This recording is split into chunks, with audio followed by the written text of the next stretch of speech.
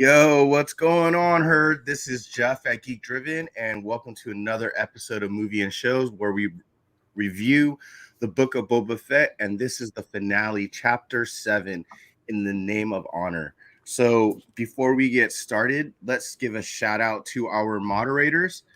Let's give a shout out to Uncle Rudy, Something Wrong, Deanime Exeterra, and Glenn 2K from across the pond. Thank you, fellas. Thank you to our four horsemen. All right. And then let's give a shout out to our DJs, DJ Abomination and Plainclothes D. Thank you so much. We really appreciate the music. And with that said, let's get started. Let's give a little shout out to the chat here. Before we get started, let's pass it off over to our only other panelist right now. I guess other people are running late, but what's going on, Anthony? I'm all right. I don't know about you. I thoroughly enjoyed this episode. It was, in my opinion, the best one out of the whole lot, which it should be. It leaves us on a great note. It's going to be interesting because it's not like they also left a pathway for us either. But we'll get into all that as as we talk about it. But it was great. Literally just finished watching it, so looking forward to talking about it. How about you? What'd you think of it? I have mixed feelings. I feel schizophrenic on this, so I'll let you know exactly how I feel. I mean, don't get me wrong, I enjoyed the episode, Right? But there's a good and a bad side to this coin, so I guess we'll talk about that in a minute. But let's get before we get to that, let's give a shout out to our chat. So we want to give a shout out over to GT Key Comic. Thank you so much for jumping in. I appreciate you. And then we got Anthony doing double duty here. We got Uncle Rudy in the house. What up, Uncle Rudy? Let's see. Who else do we have? GT. Okay, so I guess that's it for tonight. I don't think everyone's caught up. But for those of you who do watch us on the rewind, thank you so much for tuning in. And leave us a comment and tell us what you think about the show. And with that said, I guess we should just get started, right? You want to jump into it? Yeah. Okay. Let's do it. So on the last episode, you can catch that rewind. We reviewed about, I guess, the Mando had gone over to find Grogu, right? And then, he goes through the training and then he has a decision to make at the end. Does he choose, the chainmail armor, Beskar armor, or and the Mando, or does he choose the Yoda's lightsaber and the Way of the Jedi? So he, and this is where we're left at. So we start the episode actually with at the sanctuary, right?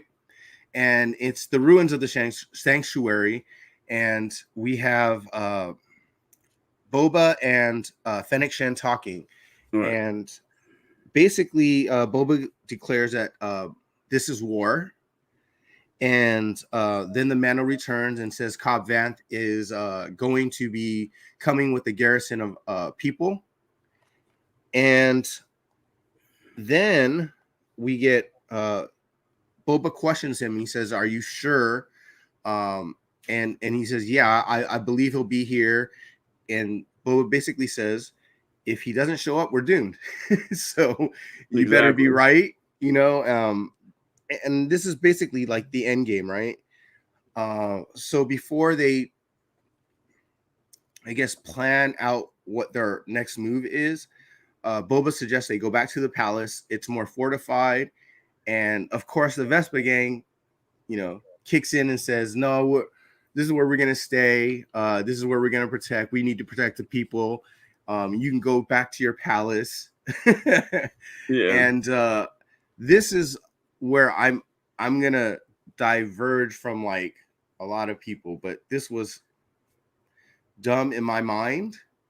But we'll get to that in a minute. To me, this what's up, Inja? By the way, how you doing? Oh yeah, okay.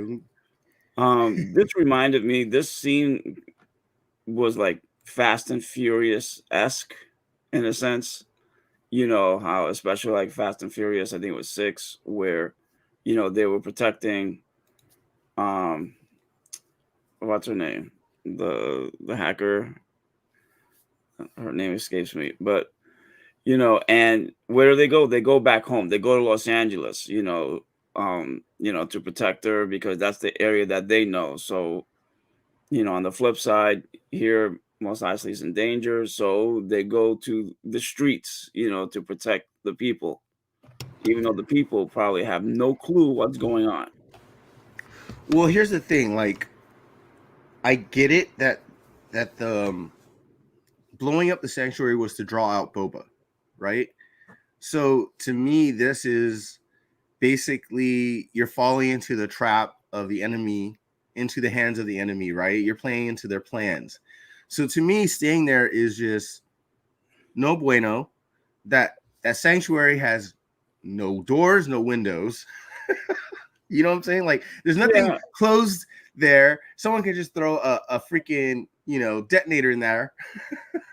Well, um, I could kind of understand their point because here, when the attack happened, Boba Fennec, no one was there. No one was around to protect them.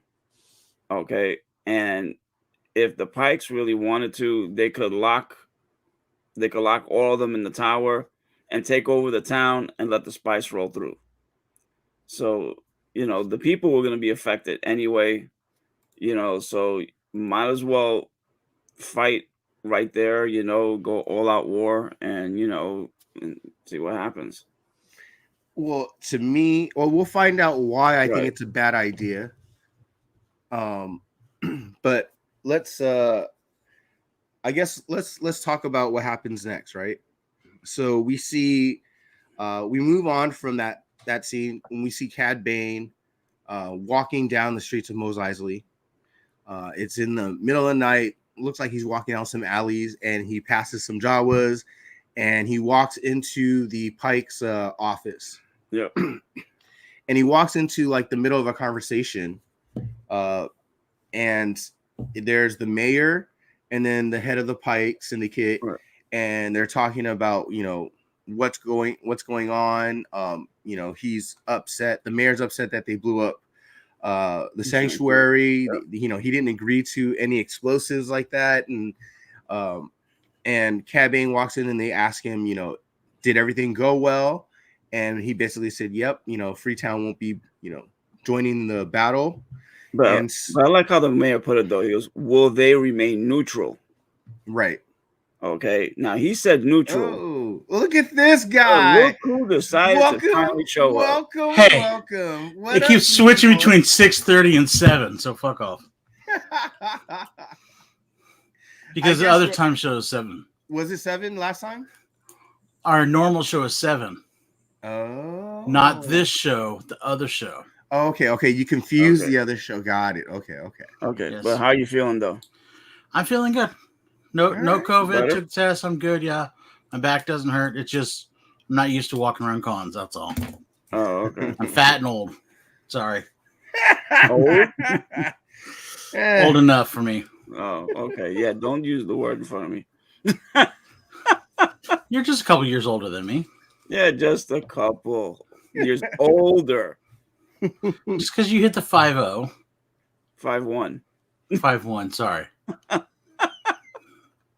Anyway, I'm not so gonna even argue. Okay. we haven't gone over much, obviously. Okay. Well, there's a Yeah, lot to unpack. We just got past the very opening scene where they're in the sanctuary.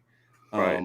I basically said that I didn't agree with the Vespa gang about staying at the sanctuary as holding up there. Didn't seem like a very Strategic. safe spot. Didn't feel very secure. And if you're in a palace, you probably have some defenses, and I'm pretty sure you still have Slave One. So yeah, I'm pretty sure that they should have gone back to the palace. Yeah. That's just my opinion. Yeah. Because they're going after Boba. They're not going after necessarily the city. They're going. Right. They're trying to get rid of Boba. Right. So if I was them, I would have went to the palace because that's where your best defense is. Yes and no. I mean, he has to show that he's not a coward.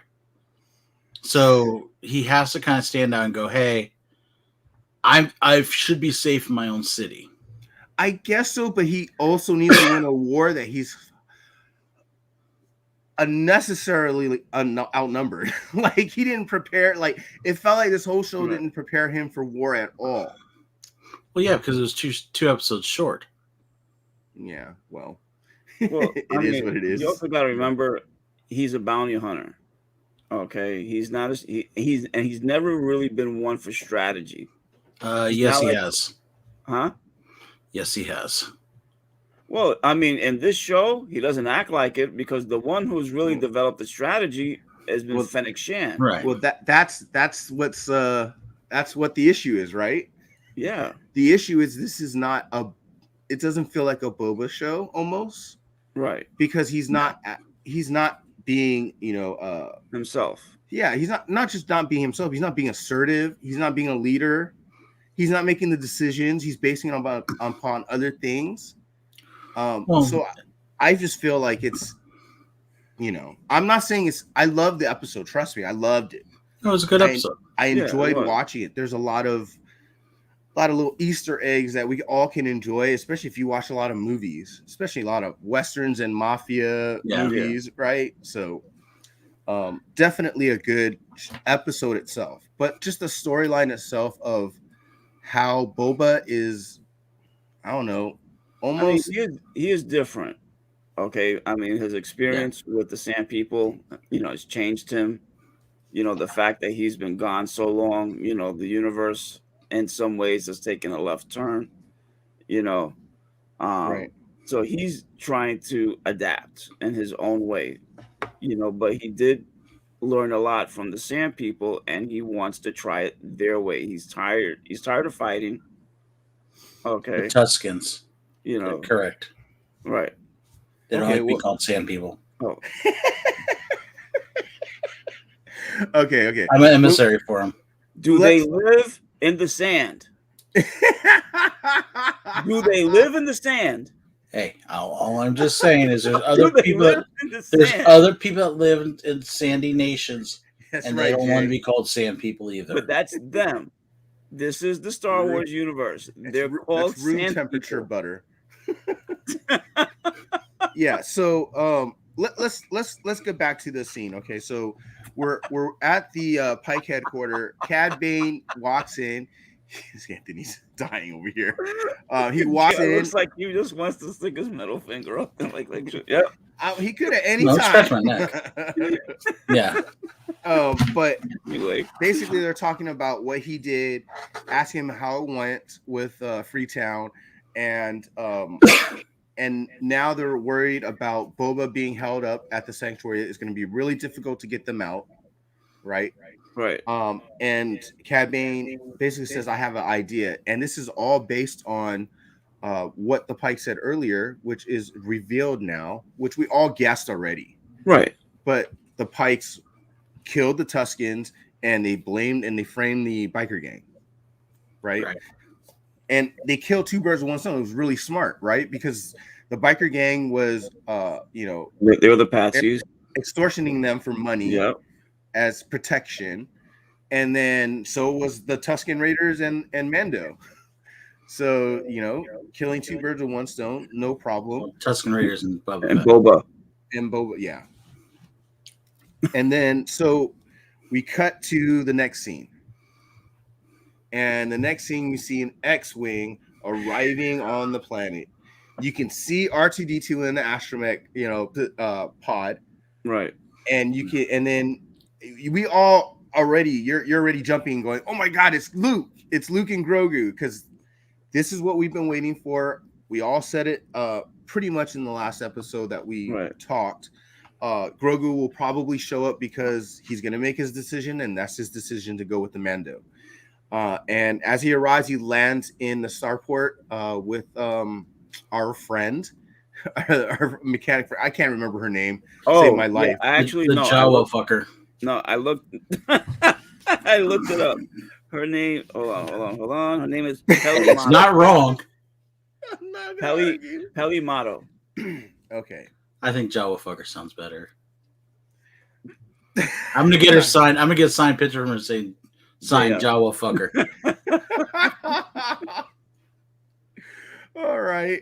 But so she the X-wing lands and she's thinking it's the cops, right? It's the alliance, right? And she's telling the droids, "Oh, hide this, hide that, get out of the way," and she's as the cockpit opens up, she's trying to explain herself. Oh, I just filled out my application for certification and all this other stuff, trying to explain to this officer, and then she realizes there's no officer, no one's answering her. There's no one there. He starts to get closer, and all of a sudden we see Grogu. Pops his little head up, and she's like, "Oh, did they teach you how to drive X-wing, fly an X-wing?" And of course her little mechs are like, beep beep beep beep beep, and she's telling her like, no. The astromech is the one who fucking flew him here. It's like, no kidding, I'm just talking to the kid. and so she talks to Grogu, say, "Oh, what are you doing here?" And then R2 tells her his name. It's Grogu. "Oh, your name's Grogu? I'm so sorry." It's such an ugly name. and so where do we go from here? So I'm trying to think from there. Well, she obviously hold on. Yeah. No, she go ahead, feeds him. She feeds him and everything. Gets him some worms and grub on. Literally grub on. Right, and then after that, you see the mod squad. So we go back to the sanctuary. Go. So okay, let's just talk about, before we get to the sanctuary, back to the sanctuary. Let's talk about what we see with Cad Bane and the Pikes, and what we see with Grogu arriving.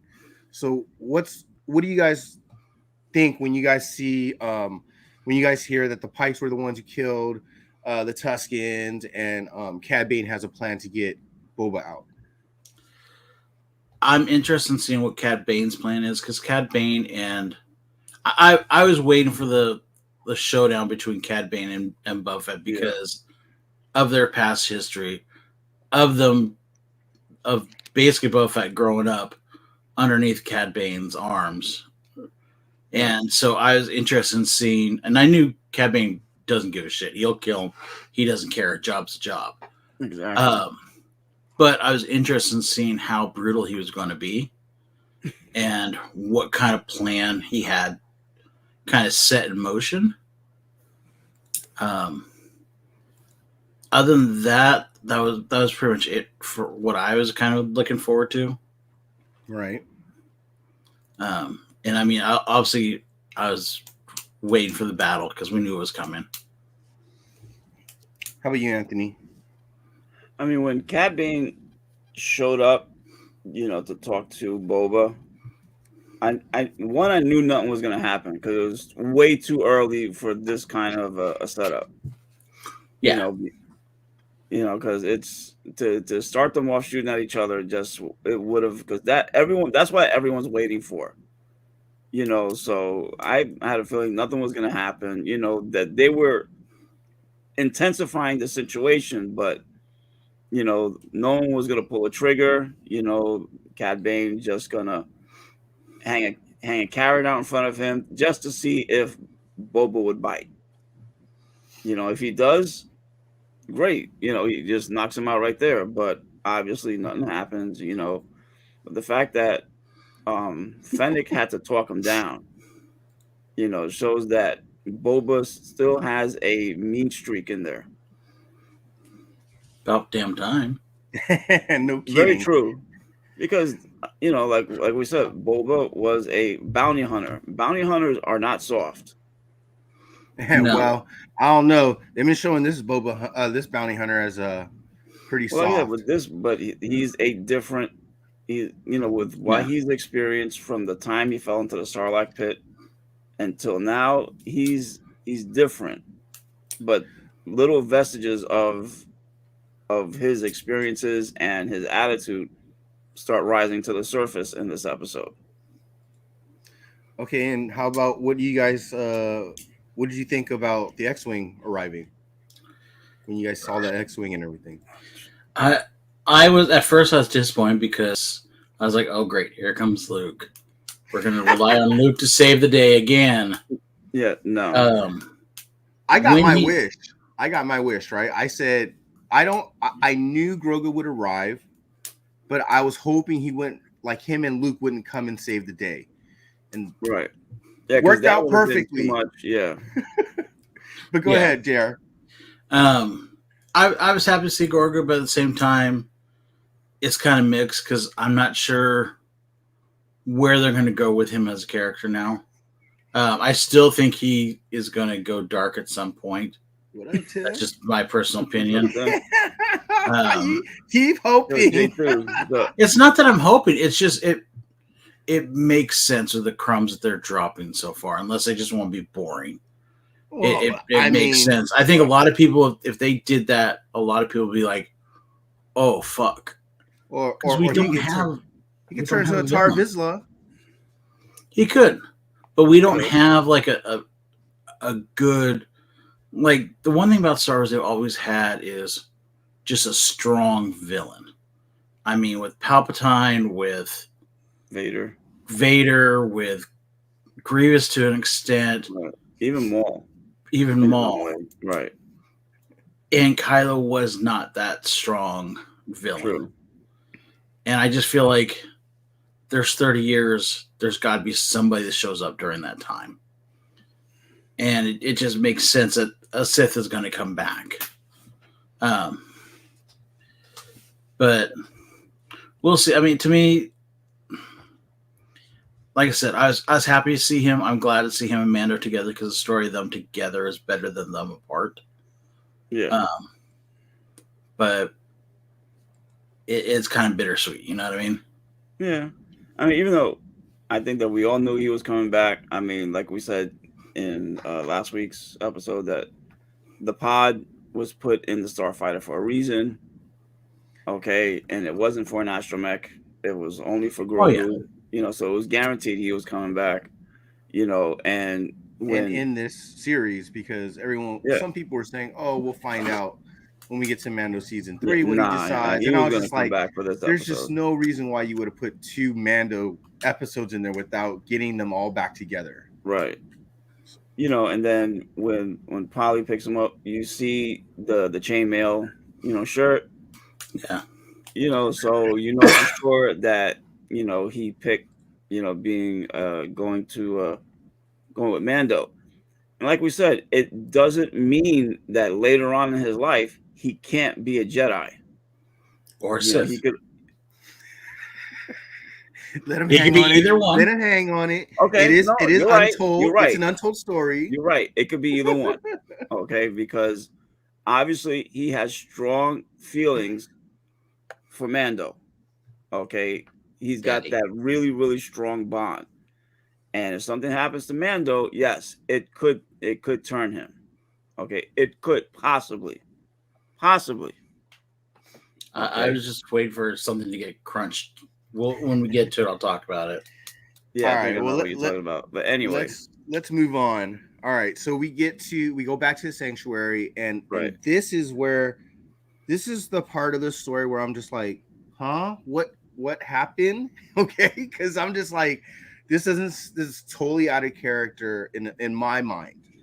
But Fennec is explaining, you know, what their forces are doing, where they are, and you just see that all their forces are split up, they're separated, and they don't have many people in their forces anyways, right?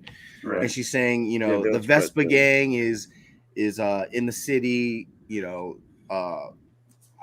the Gamorreans are at the starport. Yeah. You've got Chrysanthemum over where the Transoceans are, right? So you have everyone separated out, and she's like, oh yeah, and this place is secure, no one's getting in without us knowing, and the freaking protocol droid comes in and just tells him, you have a guest. Yeah. And he's like, well, so much for your security. So someone just walked in. And Boba walks out, and he goes to see Cad Bane, and this is like I'm freaking out because this is the standoff we're waiting for, right? Or at least this is what we think we're waiting for. And Cad Bane comes out Boba comes out and he says, "Oh, you're a little late. If you're looking for a bounty, right? Or you're looking for a job." And he tells him, "Oh no, I got a job already. I'm here to negotiate on the behalf of the Pikes." And Boba basically insults him and says, I don't deal with cold-blooded murderers." And Cad Bane basically tells him, "Isn't that the pot calling the kettle black?" Yeah. So then he tells him, "I'll only negotiate with the head of the Pikes." And that's when Cad Bane just lays his plan into action. He basically tells him, "Oh, you mean the same people who murdered your Tusken tribe and blamed it on the biker gang?" And that's when Boba realizes he's been played, and he's starting. You can't see his face, but the way the music and the shots, it made you feel like, oh, he's steaming underneath that helmet, right? Yeah, you can still see the smoke coming out. Yeah, you can probably. You got to think. You got to also think that, remember, Cad Bane was so close to him before and kind of trained him. He knows how to push once again. It's once again that Cad Bane got over on him. Because Cad Bane knows how to push his buttons. He knows what makes him tick. Okay, he trained him. This is when the master knows what the student's capable of. Despite the fact that Boba may be an adult, but Cad Bane knows him. Right. Well, we don't know that until they start speaking, though, right?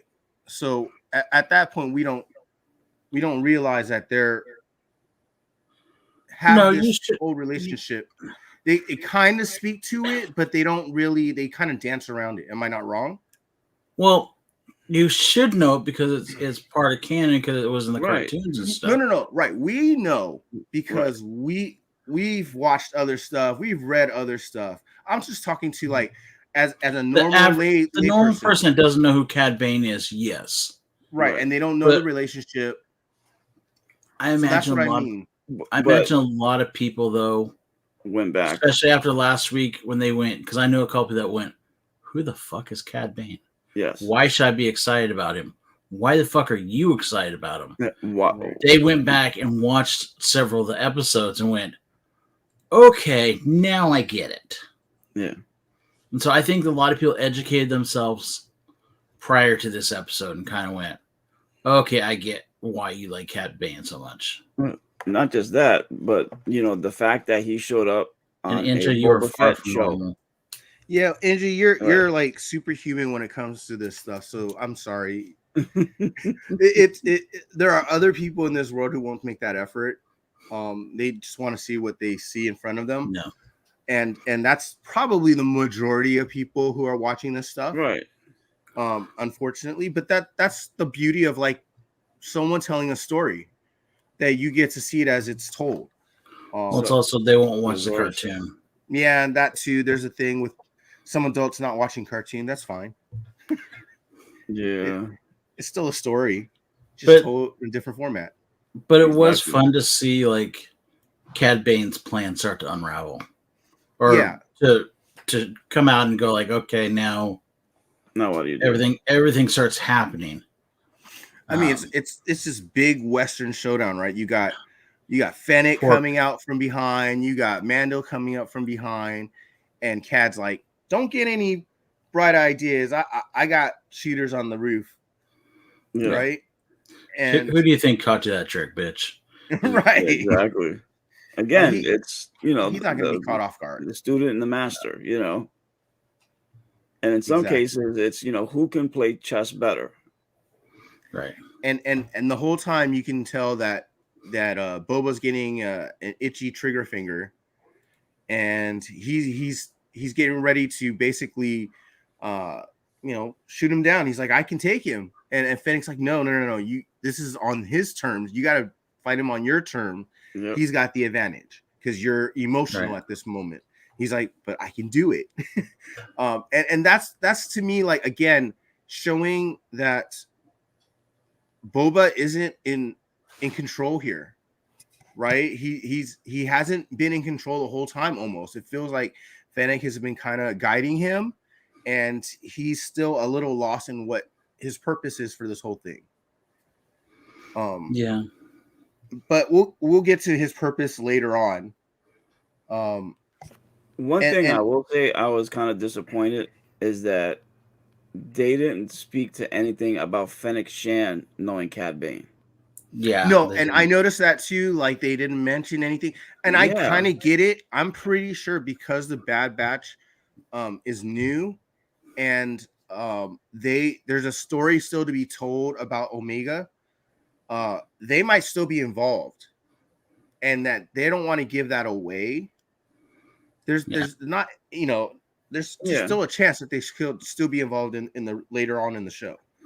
And that's why I don't think they wanted to mention it. It would have made sense though that they recognize each other at least, because I mean, hell, he was like Cad Bane is probably one of the most well-known bounty hunters in the galaxy. Right. And not just that, but it seemed like she good. I was gonna say that even though at the time when they met, she was still sort of starting out, and he knew who she was. Okay, right. So he knew that she was talented. So it goes to show that they run in the same circles. But I noticed that they kind of kept her to the background / shadows. A lot of it. So he may have just been I think she obviously knew who he was, and she acted as if she knew who he was. Well, yeah, because she knew exactly what he was doing to Boba. Right. That's why she was giving her advice to him, saying, no, you can't do this here. This is not the right place or time. But I have a feeling they're kind of trying to make it seem like maybe Cad Bane is too caught up in the moment to worry about her. He's focused on Boba. I get it. And that's kind of why there was no like monologue there. Now, if they would have had a one-on-one scene, maybe that would be different. But I think they purposely didn't have that one-on-one scene, probably for what Jeff was saying. There's probably more to come in Bad Batch that they don't want to go over right now. Right. Well, no, not really a one-on-one, but that I'm surprised that they didn't at least give her a line or two commenting, like, almost like, what are you doing here? Or, But that's probably why they probably know that there's stories that are going to be written. True. We don't know where they left off at. They haven't even written yet. So we're just going to have it. So she comments on what strategy she knows he's going to do. And we're just going to have Cad Bane go, I don't see you. You're not there. Right. Yeah. I just think, it's, you don't want to delve into something that you're still running. Right. Okay. Right. You don't want to cross it over in case you screw that up and now you mess up the continuity. So I understand why they didn't address it, which is fine by me, because it really was about Boba and him, right? True. Yeah. And and Boba takes heed to her words, and he says, "No, I won't negotiate with you." And Boba basically says, "You're getting soft in your old age," and Boba's like, "We all get soft." And they walk back in. Cad Bane walks away, and then the major domo, goes, "Oh, well to great restraint that you showed." And he starts talking, and then Boba's like, "I wonder how much they'll pay for the Twi'lek." And he's like, "All right, I get it. I'll shut up." So I like that little tension breaking moment. Just a little cut that tension in the air. With and then all of a sudden we get to Fennec, and you hear her communicator going off, and then you hear the little Vespa gang going, we feel like something's going wrong. This scenario doesn't feel right, and then it starts cycling through where all their people are, right? And this is like just like any mafia, like The Godfather. Right? Where they get portrayed by all the families, right? And people just start dying left and right. So they're they're going to the Vespa gang's being ambushed by the people in the town. There's people walking around who are there to kill them. And then the starport, one of the freights go by, and then you see the Clatoonians waiting for them, right? And then you got Black Chrysanthemum. He's in the middle of town, right in front of the mayor's office, and you got all the Transoceans all of a sudden like grabbing knives and and weapons and stuff, and you just see all hell about to break loose. Somebody's about to die, if not all of them. Right. The poor Gamorreans. Oh my god! Yeah, that was. And it was so brutal because you just hear the squeals of both of them as they're like, Diggy, fly. all right off the cliff. We're gonna have green eggs and ham tomorrow. Hey, we found out that pigs really can't fly. Yeah. Well, the one thing I thought was kind of funny though, while they're like edging towards the cliff, they actually realized that they are edging towards the cliff. Oh yeah, and they knew. And I mean that shows. But no, but remember, they're supposed to be morons. They're not supposed to be very bright. And so the fact that they're kind of looking back, going, "We're fucked." Hey, wait. But you notice that even though they did that, they didn't do anything to fix it. No, exactly. No. They just went, "Hey, I acknowledge we're about to get fucked." Yeah, we're getting fucked. Yep, yeah, we're fucked. See, at that point, they weren't smart enough to like just charge at them and just say, because we know we're about to fall off, so why not take the chance of just going through them or do anything, right? They didn't even try. It just like backwards. And then we see a couple of the Vespa gang die. Right. They get shot. And then Black Chrysanthemum, he gets taken down. He takes out a bunch of people. He's getting stabbed in the back. I see, and I found it weird because here, I mean, other than the Gamorreans, they got shoved off a cliff. Everyone else was getting shot, but Black K. Well, nobody had a gun. Nobody had a gun. They all had knives. They all had like swords. Why wouldn't you give them guns? I mean, someone like that, for close quarter combat. Maybe that's the Transoceans' way of fighting. That is it. Transoceans do use guns, right? But for the most part, they use knives and they use their nails, their claws. They're hand-to-hand battles. I knew that wasn't going to work because they run the gladiators. So they love that hand-to-hand. Right. Well, it's also other than the fact that these guys look like rejects from Star Trek, they weren't very good-looking Trandoshans. Oh my god! I was thinking the same shit. They're supposed to be pretty scary. So when you get in close quarters with them, they're supposed to be like scare the shit out of you. Yeah, so it's a will thing for them, and it's kind of like they're supposed to be like you get close to them, you're like, oh fuck, don't right. Don't hurt Black K we're talking about.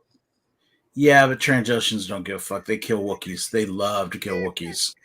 Yeah, they take pleasure out of it. Better. Yeah, they think they're better than the Wookiees for sure. But the only other Wookiee that I would be scared to fight en masse besides him would be Chewbacca.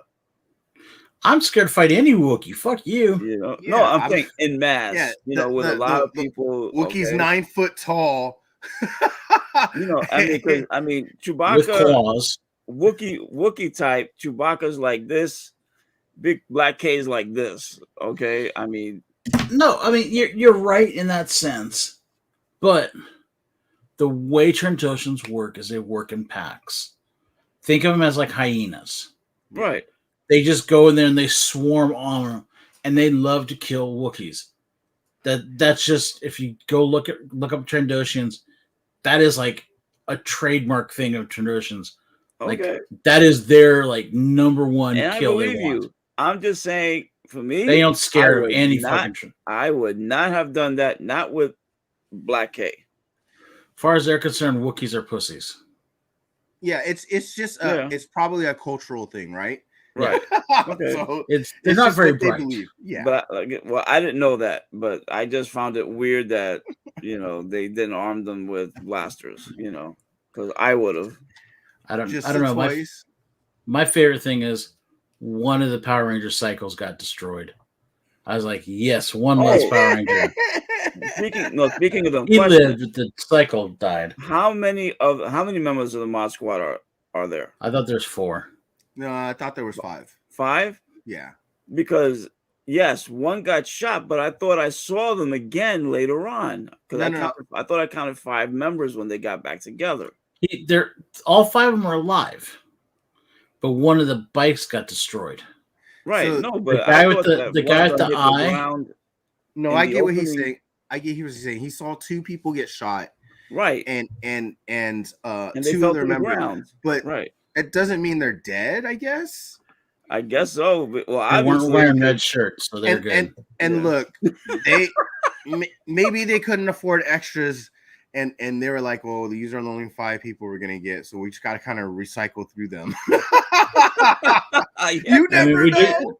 We do remember was it the first or second episode when Mando got cornered outside of the mayor's office by those guys with the electron or the shields, energy shields. One of those guys got killed right off the bat, and then by the end of the fight, he came back up and walked away. Oh yeah, he got up at the very end of the fight. Yeah. So who knows?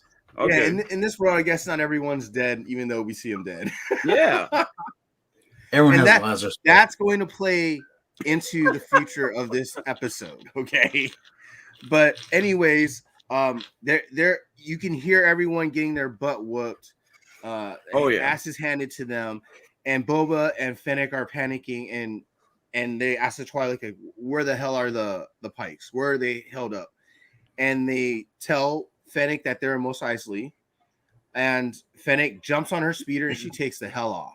I mean, and this ain't no Vespa gang little vehicle, okay? This thing literally takes the hell off. She's got like a swoop. Exactly. And as she takes off to go after the Pikes, we get Chrysanthemum being taken down by the Transdosions. Even though he's trying to fight through it, there's just like a dozen of them that take him down. Oh, right? yeah. And then you see the Vespa gang, they're cornered. Everyone's shooting at them from above, from across down the street. And all of a sudden you hear, get down. And just stay put, get down. And they're like, we're getting killed, murdered here. Wait a sec. Yeah. Go ahead. Before that, though, didn't they send out the negotiator to... No, not yet. No. I thought he got sent out before that. No. This is after. So Fennec comes, saves the day, shoots all the people, gunning down the Vespa gang. So she must have done this on the way to see the Pikes. Right. She already decided in her mind, on the way to the Pikes, I got to save some of them. Whoever I can save. Obviously, she didn't save no Gamorreans. Well, that's going to be kind of hard. She wanted bacon in the morning. Can you blame her? Right. But that's when we get to the Pike showing up where Cad Bane had been, right in front of Sanctuary. It's all slow motion. You got all these Pike members coming out to basically corner and gun down Boba. And that's when the Twilight, they're him and the Mando are going back and forth, right? Mando, you could leave. This is probably where you part ways. And he's like, nope, I made a deal with you. I gave you my word. I'm gonna, stick with you. So you fall, I fall, right? And he goes, good. And he goes, this is the way. And at that moment, when Boba was talking to him, you knew Mando was gonna say, this is the way. And that was a great moment. I loved it. It felt like Sundance Kid and Butch Cassidy, right? Yeah. It felt like that, right? Like that we're going down together. We don't care if we got to go out in the shootout. We're going out together, right? That's what it felt like. And then right before they're about to go out, the Twilight Major Domo, he basically interrupts him and says, "Hey, I got an idea, and if you don't mind," and he goes, "Okay, well, you're not interrupting me, so I'll keep going. How about, because I have experience with negotiating from like a school in Coruscant." I love how he starts with that. Yeah, Yeah. I because mean, he feels better and above people, right? So that's the way he yes. kind of talks to people. He talks down to them, and he suggests that oh well, I negotiate on your behalf, so you don't have to like feel like you're the one losing face. And Boba goes, "Not a bad idea. Give me the tablet." And he starts writing something down, gives it to the Major Domo, and the Major Domo's okay, and he walks out, and he starts a negotiation. And this, you knew there's no way Boba was giving up. You knew he was just using him, biding time, right?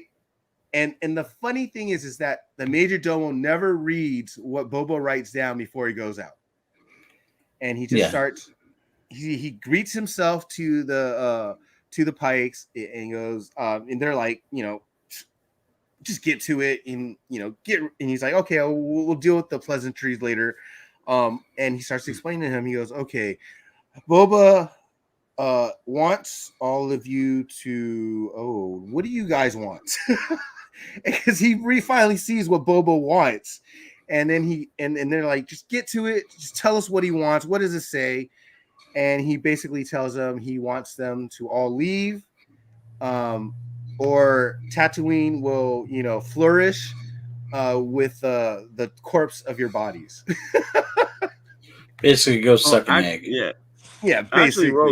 actually wrote down what they wrote, like what they said, because it was just, if you freeze terms, and the sands and the arid sands of Tatooine will once again flourish with flowered fields, fertilized with the bodies of your dead. Yep. and then the Pikes all look at each other like, who the hell comes out here and negotiate and tells us that crap? And they're it's like, don't shoot the messenger, right? They're all lifting their guns, don't shoot the messenger. And just as you think, damn it, the Major Domo didn't get shot, you just hope he gets shot. Yes.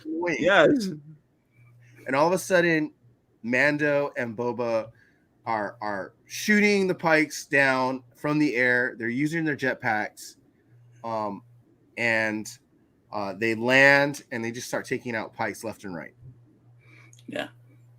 So before we get to them taking out the Pikes, let's talk about everything that you've got to. So what do you guys think so far of, I guess, that scene of everybody getting, trapped, ambushed? I personally thought, I was just like, okay, we only got so much time, because I kind of looked at the time at that point when, like, okay, do we have like another 40 minutes? What are you going to do with it? Because it was kind of like, once I saw it was only like 20 minutes left, I was like, well, obviously they're not killing Black K. They already sacrificed the pigs. The mod squad's is probably going to be around for a little while. So I'm just like, okay, they're not capturing them. Something's going to save them. I wasn't sure. I kind of thought, well, maybe since we know Baby Yoda's around, maybe he's going to come out. Maybe Danny Trejo on the Rancor is going to come out. Maybe R2 with the X-Wing is going to come out and start shooting stuff up. That I'm surprised he didn't do. And I think he did it because there's no point for him to be in that fight. Well, no, R2 had explained already he was in a rush to get back. Right.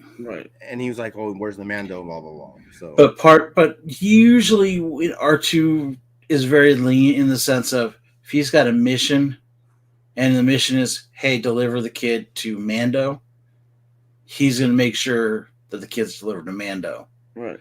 Before he goes off and does it. He's not going to go, okay, Jeff, you're good. You got the kid. You get him to Jeff. You get him to Anthony. I'm cool. He's usually like, here, let me make sure Jeff does what I told him to do. Right. But yeah, I was expecting a lot of that. I was also expecting who did show up. I won't say it, but I didn't expect like Black K to get killed. I was like, there's no way they're going to waste that character that fast. I mean, it's just a typical trope, Yeah, right? You just see everyone getting into the worst situation possible, and all of our characters are in these binds, and what's going to happen? How are they going to get out of it? That's typical trope.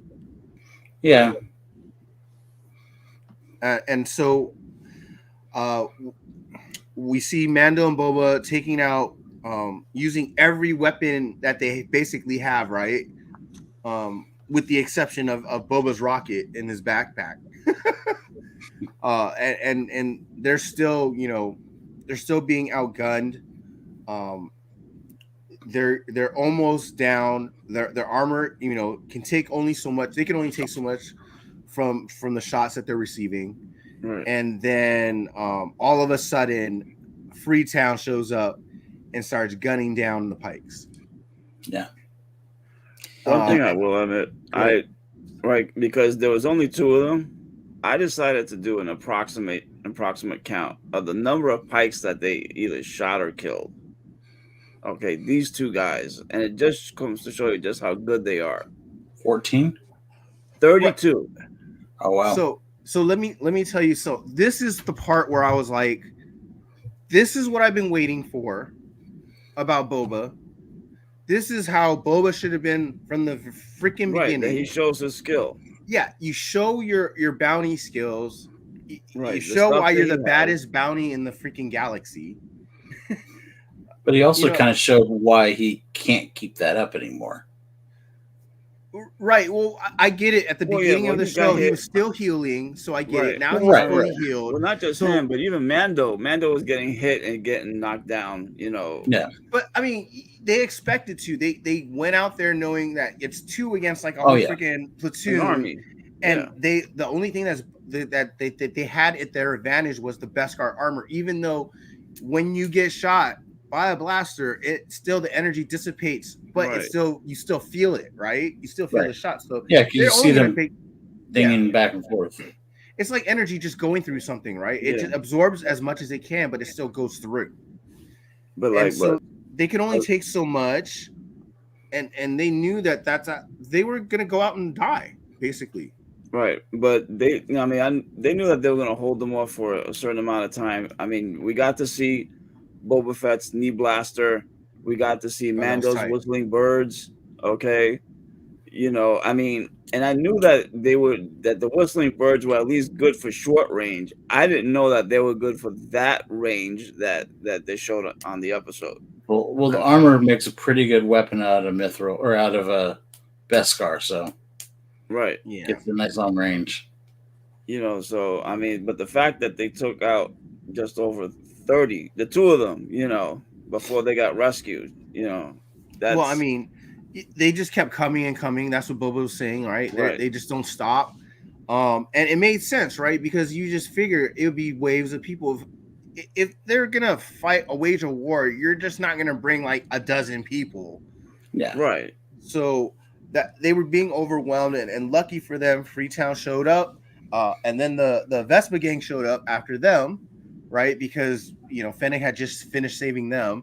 And then the best part, I think, of this rescue is you see Black Chrysanthemum rocking with two pikes in his hands, right? Just dragging them along, and he's just throwing them, the crap of them. Yeah, man. Just beating the crap out of them. He throws one up and just shoots them with his gun, blasts them in midair. The dopest. That was probably one of the best scenes in the whole show. And now they get held up behind the little the little transport that the Freetowners had come in on, right? The little armored, and then Chrysanthemum is trying to walk toward them, and he's just getting shot left and right by the Pikes. Man, hell yeah! And you almost think he's gonna die for sure. And that transport that they use, isn't that old? In Lars but But isn't it also the toy from back in the day, the troop transport toy? Yes, I believe so. Is it? I Yeah, thought I it was believe the so. same. Stormtroopers I thought it used. was. I thought it was the same Yeah. vehicle that Ben and Lars had. No, Inside. because no, it was a bunch of I'm pretty sure it was on the the sides. same. No, but it was modified. That was Yeah. a modified one. Yeah, that it was a didn't troop have carrier. that had guns on it, right? So it had a turret on it. The one obviously Ben. Yeah, that's why I think Ben it was, had that didn't definitely was a troop carrier, because Not of Ben. course they're gonna have that, to defend themselves. So Yeah. Exactly. So Boba tells Mando, cover me, and he goes out to save Chrysanthemum, pulls him in, he goes, you know what? I honestly thought you were dead. So I owe you a long rest in the back of his tank after all Yep. of this. And right as you think they have got everybody in a safe spot, Mando puts on his infrared, and he sees right through the wall down the street a big ass mech coming toward them. I think And he goes, oh, we got a problem. And then he sees the other mech closer, and he goes, oh, we got a big problem. They were almost like destroyer droids. They were almost like the destroyer droids. They but weren't destroyer droids. Right. But they were more advanced, more upgraded versions. And I think what they called them was like Scorpion droids. Yeah, the Scorpion droids or something like that. And these things also have a shield, just like the original ones from the prequels. Those shields were heavy duty though, man. To me, it reminded me of a destroyer droid mixed with a T1, from the Terminator. Good God. Because with the two guns on the sides, I mean, it was just massive. Well, no, if you're gonna go that route, it's more like the RoboCop. That's another one, yeah. RoboCop meets that. And by the way, Inja, I've got 2 sabers, so Jeff would have a problem. I tend to overcompensate. Jeff only has 1 saber; it's not detachable.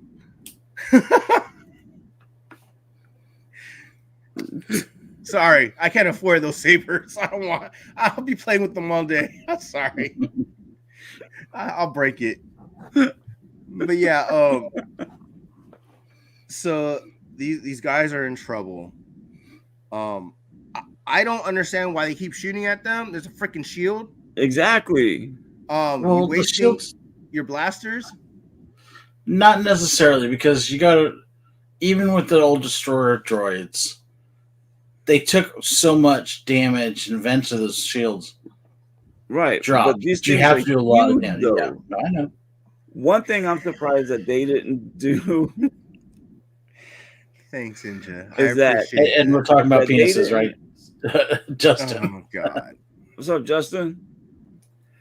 What I'm surprised that they didn't do was to try and coordinate their shots to a single spot.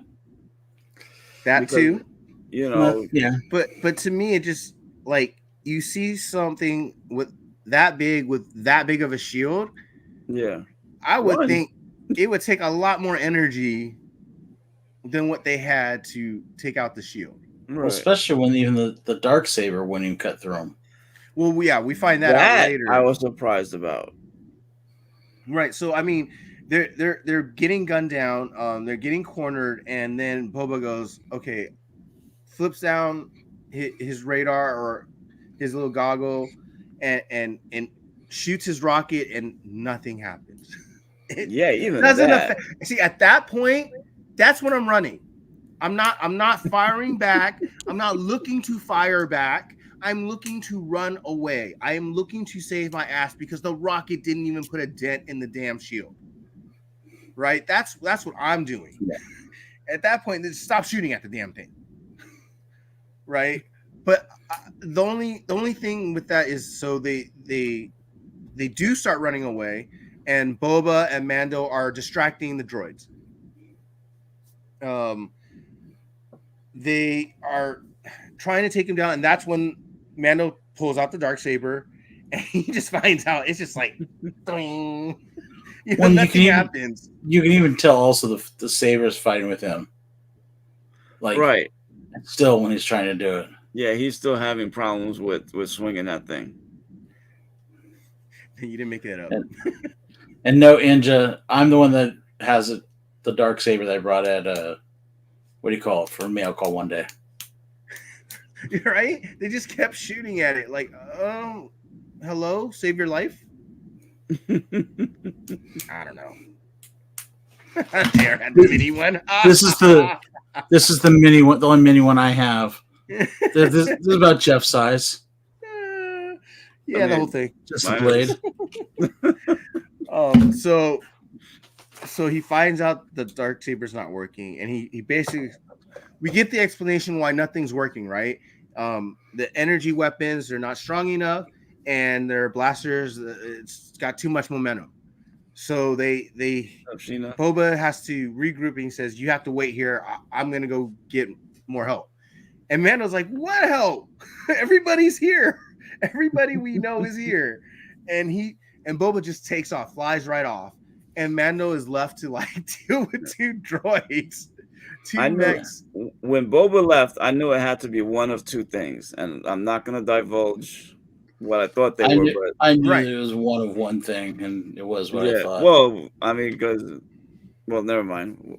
Yeah, I actually did not think about it until about, I don't know, maybe like a minute right before he shows up. Right. I was just like, why the hell did he leave? And I was just trying to think the whole time that you were watching the Mando ditching and dodging, the mechs. And I'm just like, oh, there's only one thing left. Yeah, one thing he's had since episode 2. But what I thought was messed up is the payoff. Here, both of them couldn't put a dent in these two things, and yet Mando's left to fend by himself against two of them. Right, but he was just there to distract the droid, right? Obviously, lucky for him, actually, it was only one droid that he was trying to distract because the other droid went after the other people who ran away. Right. But yeah, I get it. But Boba really believed in the Mando, right? Because he knows his skills. Yeah. He's fought with him. No, I know. So he knew he probably could handle himself for at least 5 minutes, 10 minutes. Well, also during that time, remember the girl that's like the leader of the mod squad. She was, when they were pinned down, she was talking to one of the free people, and basically like she's a sharpshooter, the other girl's a sharpshooter, right? And she got the barkeep's weapon, and they went up and started knocking out the pikes from up top. So there was some cover fire in an extent. Yeah, that's later on. Right, no, that's like right after that point. No. But just before then, what I know, just before then, what you see is you have Black K, where he almost breaks through the shield with his knuckles, electric his electric knuckles, and then just before he breaks through, he just gets smacked and gets sent flying. Well, yeah. But it was kind of like a prelude showing that if this Wookiee can get through the shield by himself, whatever Boba's bringing, most likely is going to get through. Possibly, yeah. Possibly. Right. That was the foreshadowing. And then as the Vespa gang comes in, saves the Wookiee, picks him up. Yep. And this is the funniest shit I've ever seen. Oh, the 3 pikes. No. The 3 pikes coming, and then they all turn to shoot right at the pikes, and one of them does like this big old spin. Yeah, I thought that was ridiculous. That was unnecessary. But and in slow motion, mind you. And I do need to bring this up. This has got to be the biggest cock tease for JR of an episode, because it literally teased everything he wanted. It like the Vespa gang was like cornered down, looked like they're about to get killed. I knew they weren't going to get killed, but you wanted it. You saw that moment, you were like, yes, someone gonna get shot. I honestly didn't even think about that. I did kind of go, well, they might lose one. I don't mind the gang as much as the bikes. Yeah, the bikes. Get rid of the bikes. I like the people. Okay. But on another moment that you've got coming up, yes, there was a moment coming up that I was just like, Oh, come on, do it. You can do it, little guy. Come on. Well, let's get to that. Let's get to that. So we cut back to the Mando running from the droid. And all of a sudden we see what's her name show up? Pelly. Yeah. What's her name? Pelly.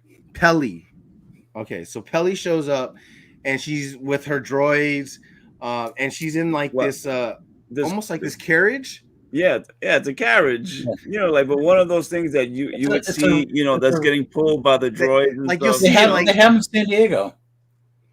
They have Rawshanks, or what are they called? Yes. Grimshaws, aren't they? Yes.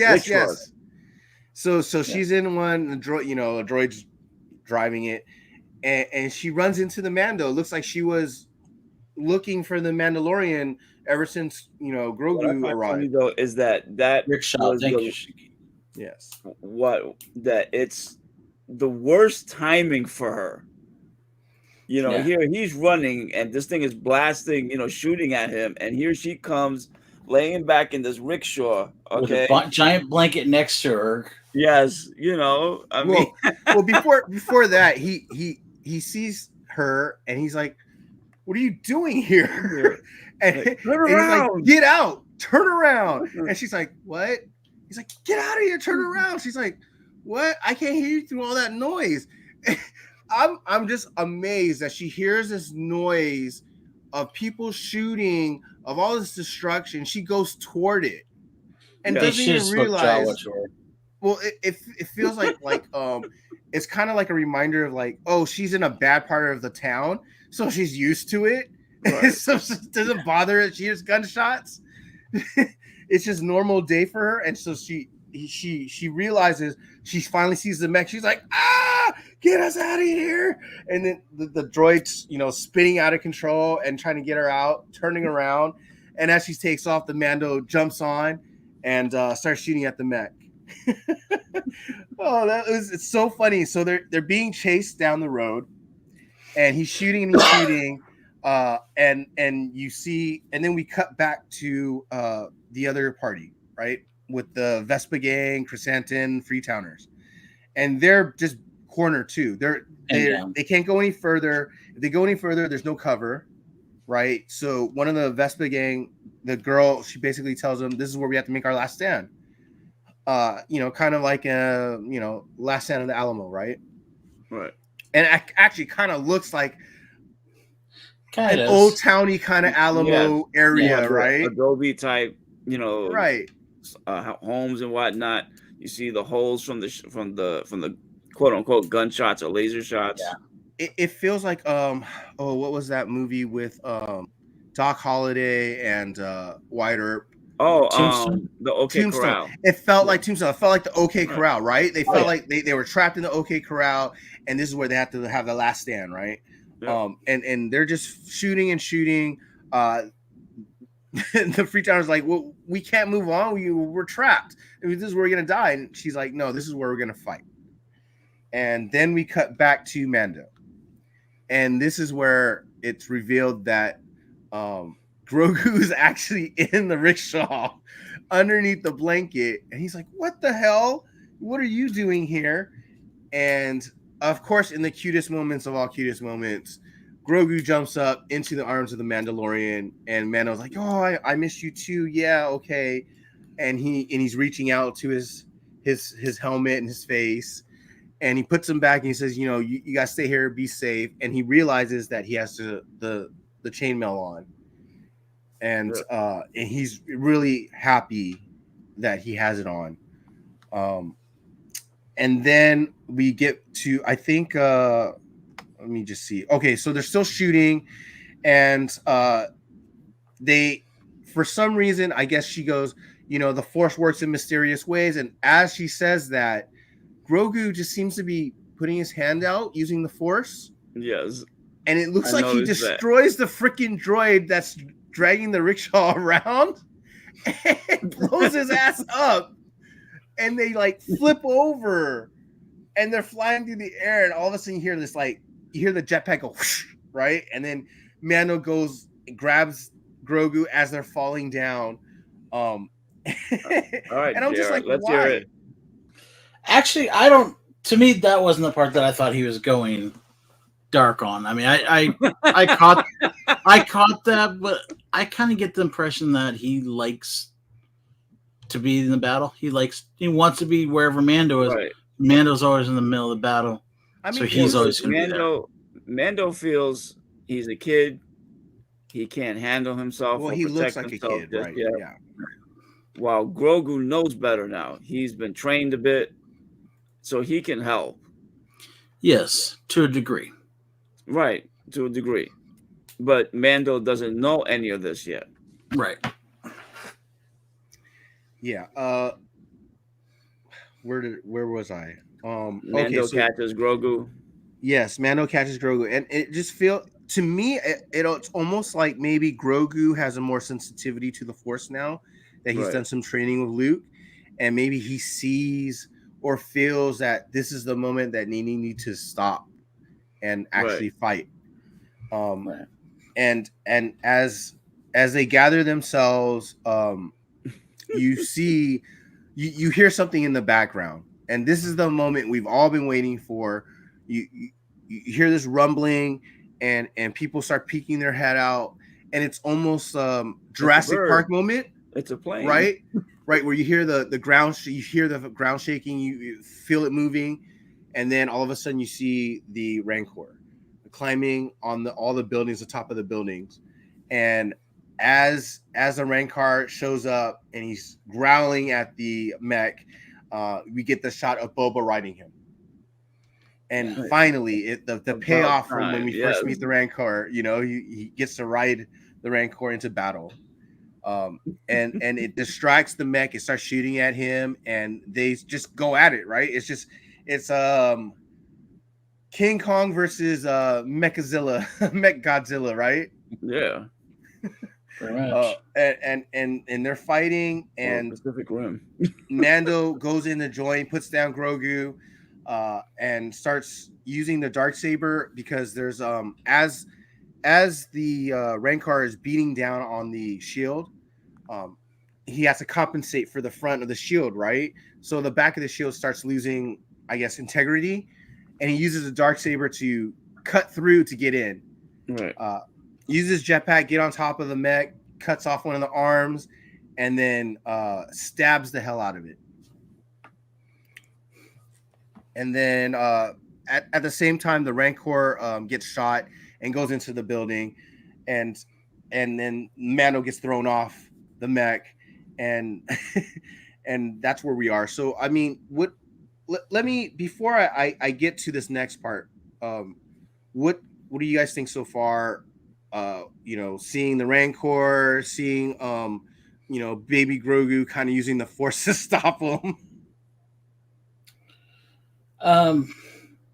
For me, it was kind of like when he got in there and started chopping up the robot. I was just like, "Can you chop it a little faster?" You could obviously tell he's not wielding the Darksaber to the full potential. No, because a Jedi with that thing would have went whoosh whoosh done. Oh yeah, Jedi would have got through. Also, I mean, I don't know about you guys, but I would have gone for the legs first, immobilize the sucker, then go for the arms. But that's just me. I did think it was. I felt bad because I thought the Rancor was going to get killed from those shots. Thankfully, he had some armor on. He did have some shielding on, right? At least that's what it looked chest. Like. Yeah, it looked like because there's one part when he gets shot back, you can see the chest plate kind of fly up. Right, and you see the smoke coming off the chest plate. Yeah. So yeah, I actually thought he was dead. I was like, oh, they killed him already. But thank goodness he didn't. And then we get to Grogu coming out of the little hut. Just walks up, and the mech has cornered Mando. The Rancor's down with Boba, and it's about to stab Mando. It tried already. It hits his Beskar armor, falls off, and it goes up for like on both legs, and about to use all its weight and force. And as it's doing it, Grogu's just, uses his little hand to the Force, and it looks like he's gonna lift him, but I thought he was going to he does ball the him up. smartest thing, and he's like, just take out a bolt from the joint, from the leg. I don't even think. See, I think that's all he was able to, because he's still not good at the master. Yeah, I think that was by accident. Yeah, it could be, but because I Luke felt would have like, went just right. But I felt like he was trying to do, disable the droid, but it's such a big droid. He was like, I'll just take this piece out. And the bolt flies out toward him. He catches it and tumbles over a couple of times. You hear him squeal, and then all of a sudden you see the mech kind of just falling apart around him. And then the Rancor finally gets back up, grabs it, and Boba's like, do it, and he just rips it in half. And see, that's where I thought the kid was going to go dark. Because I thought when his father's being attacked, I thought he was going to just go like uber power on that thing, where he just goes, all of a sudden just goes shh, and just shrinks, just like balls that stuff up. I think using the Force to save people is the actual definition of being a Jedi. So I don't know about you, but what I'm saying is it's one thing when you purposely go, okay, I'm going to use it to pull a pop off your shelf, Jeff. It's another thing when I go, I'm going to use it and it crushes your whole shelf with your pops in it. Because you've seen like Anakin back in the day when he would crush things. So that's why I kind of thought, well, maybe he might do something like that where he has no control, or he has no finesse yet. Good night, Ninja. Good night, Ninja. Ninja. Yeah, I mean, like I said, I just think he's a youngling.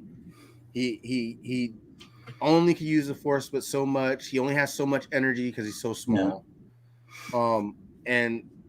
And then but I thought it was really cool, really cute that the way he used the Force took apart whatever he could do to that mech, and it gave him a chance, right? It basically, like, he kind of used it to give the Rancor a chance to recover, right? Yeah. And then give the Mandalorian a chance to escape. Getting back to what JR was saying, now, because Mando was still alive, Grogu wasn't going to go dark. Now, if there was a situation where Mando dies, yes. Now, if he had died right there in that moment, I could have seen that. Okay. Yeah. I'm just saying that it leaves a 10. I don't think he's going to go full on dark and go, right, Pikachu, I'm a Sith. He's not going to do that at some moment.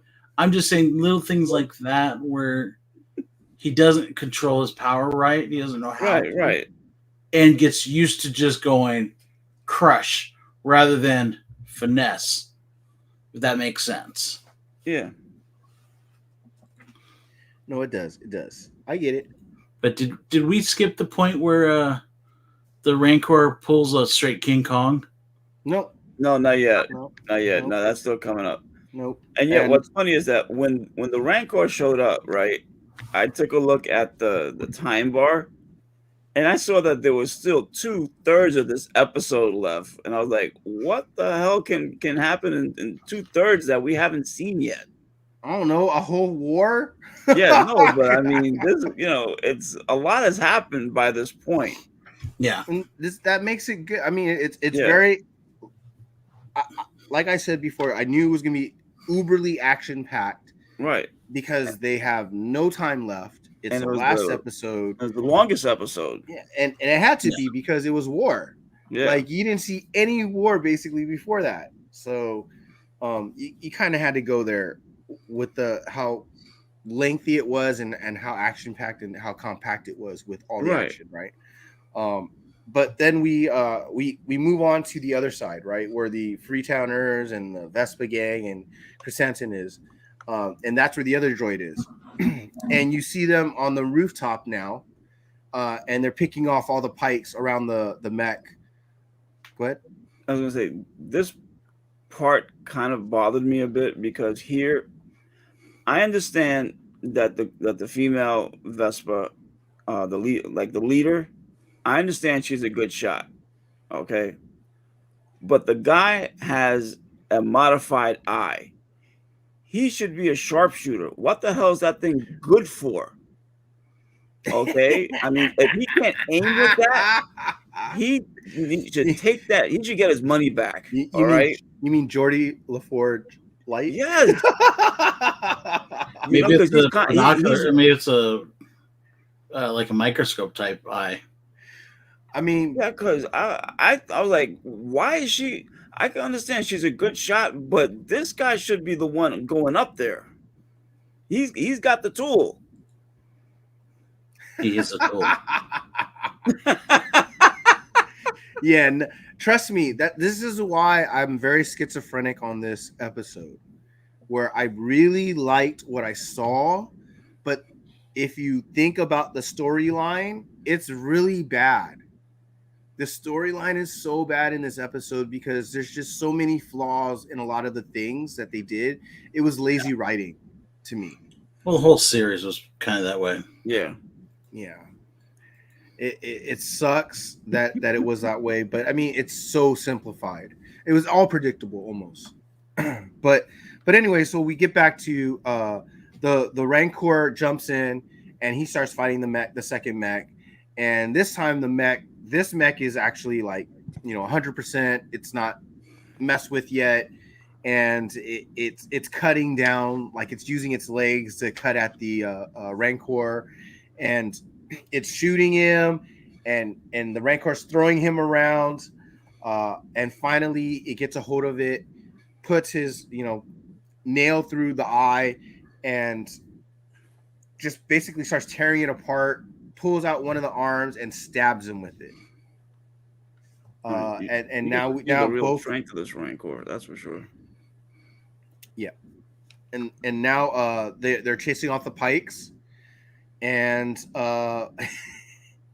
there's a couple of funny moments, but we'll go past them. We'll just get on to where the Rancor has finally going to do what we all want him to do.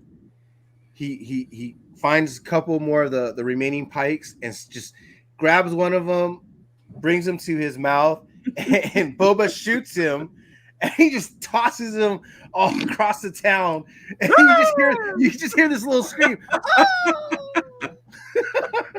and then he grabs the second Pike, and he just like starts chomping down on him, and that's what we all wanted to see, right?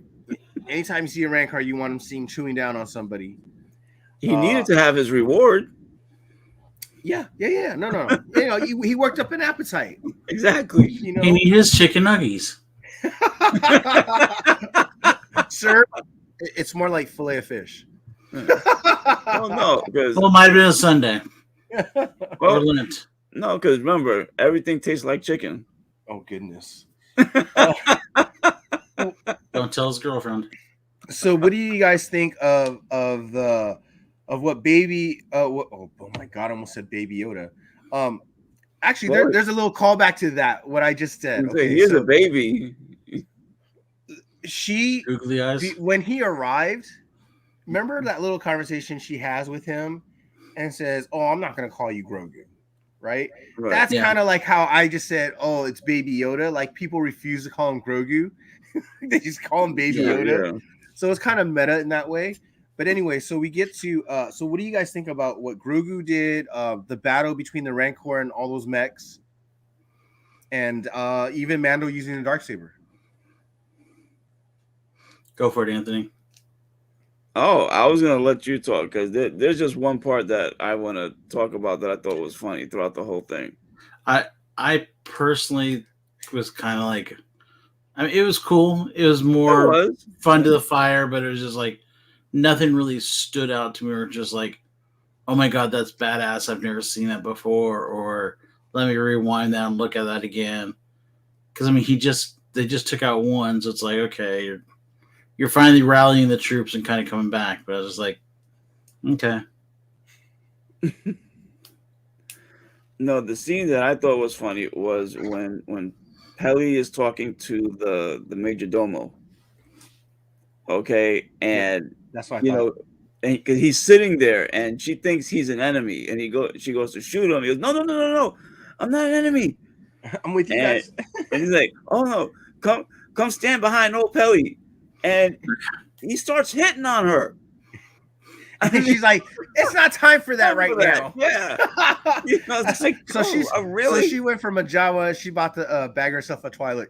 Yes. All I want to say is, when I go to Star Wars Celebration, I hope somebody does a couple cosplay of Oh, Pelly and a Jawa. come on, we're gonna see No, it. We're gonna see it. I want to see that, or somebody walking around as Pelly with with the a major Jawa in domo. her arms. And a Oh my Twilight on the goodness. other arm. No, just like a little doll, like this is the Jawa, and she's just walking around the No, little I want a Oh Jawa my real doll. Jawa. I want a real Yeah. Jawa next to her. Well, it could be her baby as a Jawa. Yeah. Oh gosh. Okay, so we get to the next part, and this is where Cad Bane returns. Now, this is where I'm a little thrown off why he Yeah. would return. There's no point for him to fight this war. He's just a hired gun. But he Right. still has to finish it. He Right. doesn't I- get paid I unless get it's it. finished. Well, he doesn't get paid if they don't win, so Yeah. Well, there's two so reasons. I get that too. That's part one. Then part two is, of course, Cad Bane versus Boba Fett.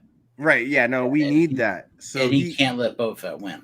No, that's probably and, yeah, and but that's the It's main thing. ego. but that's different because we would think of it. It wouldn't be something the audience would think of because Right. again, they don't think of the relationship. Right. So Right. So he shows up, but you get a sense of it with the interaction. At least the audience will see that There- there's actually something deeper here. Yeah, they're trying to hint to it, but without saying it. Right. So he shows up, and Boba's on the Rancor, and Cad Bane's like, whatever, right? He's not afraid. Yeah, He's not flinching. He's standing toe to toe with it. And as the Rancor starts screaming at it and Coad after him, he's just uses his flamethrower. Looks awfully familiar. Yeah, I wonder Yeah. where. I wonder if someone else kind of copied that, right? Yeah. Yeah.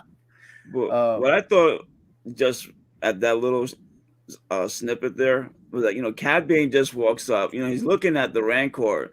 Anyone else would be shaking in their boots.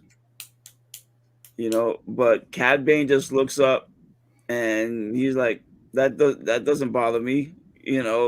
Brings out the flamethrower, come off your high horse and come down here. He knocks Boba off the Rancor, and then he shoots the the flamethrower at the Rancor again, and the Rancor is scared off and just climbs away. And then we're left with the showdown of the decade.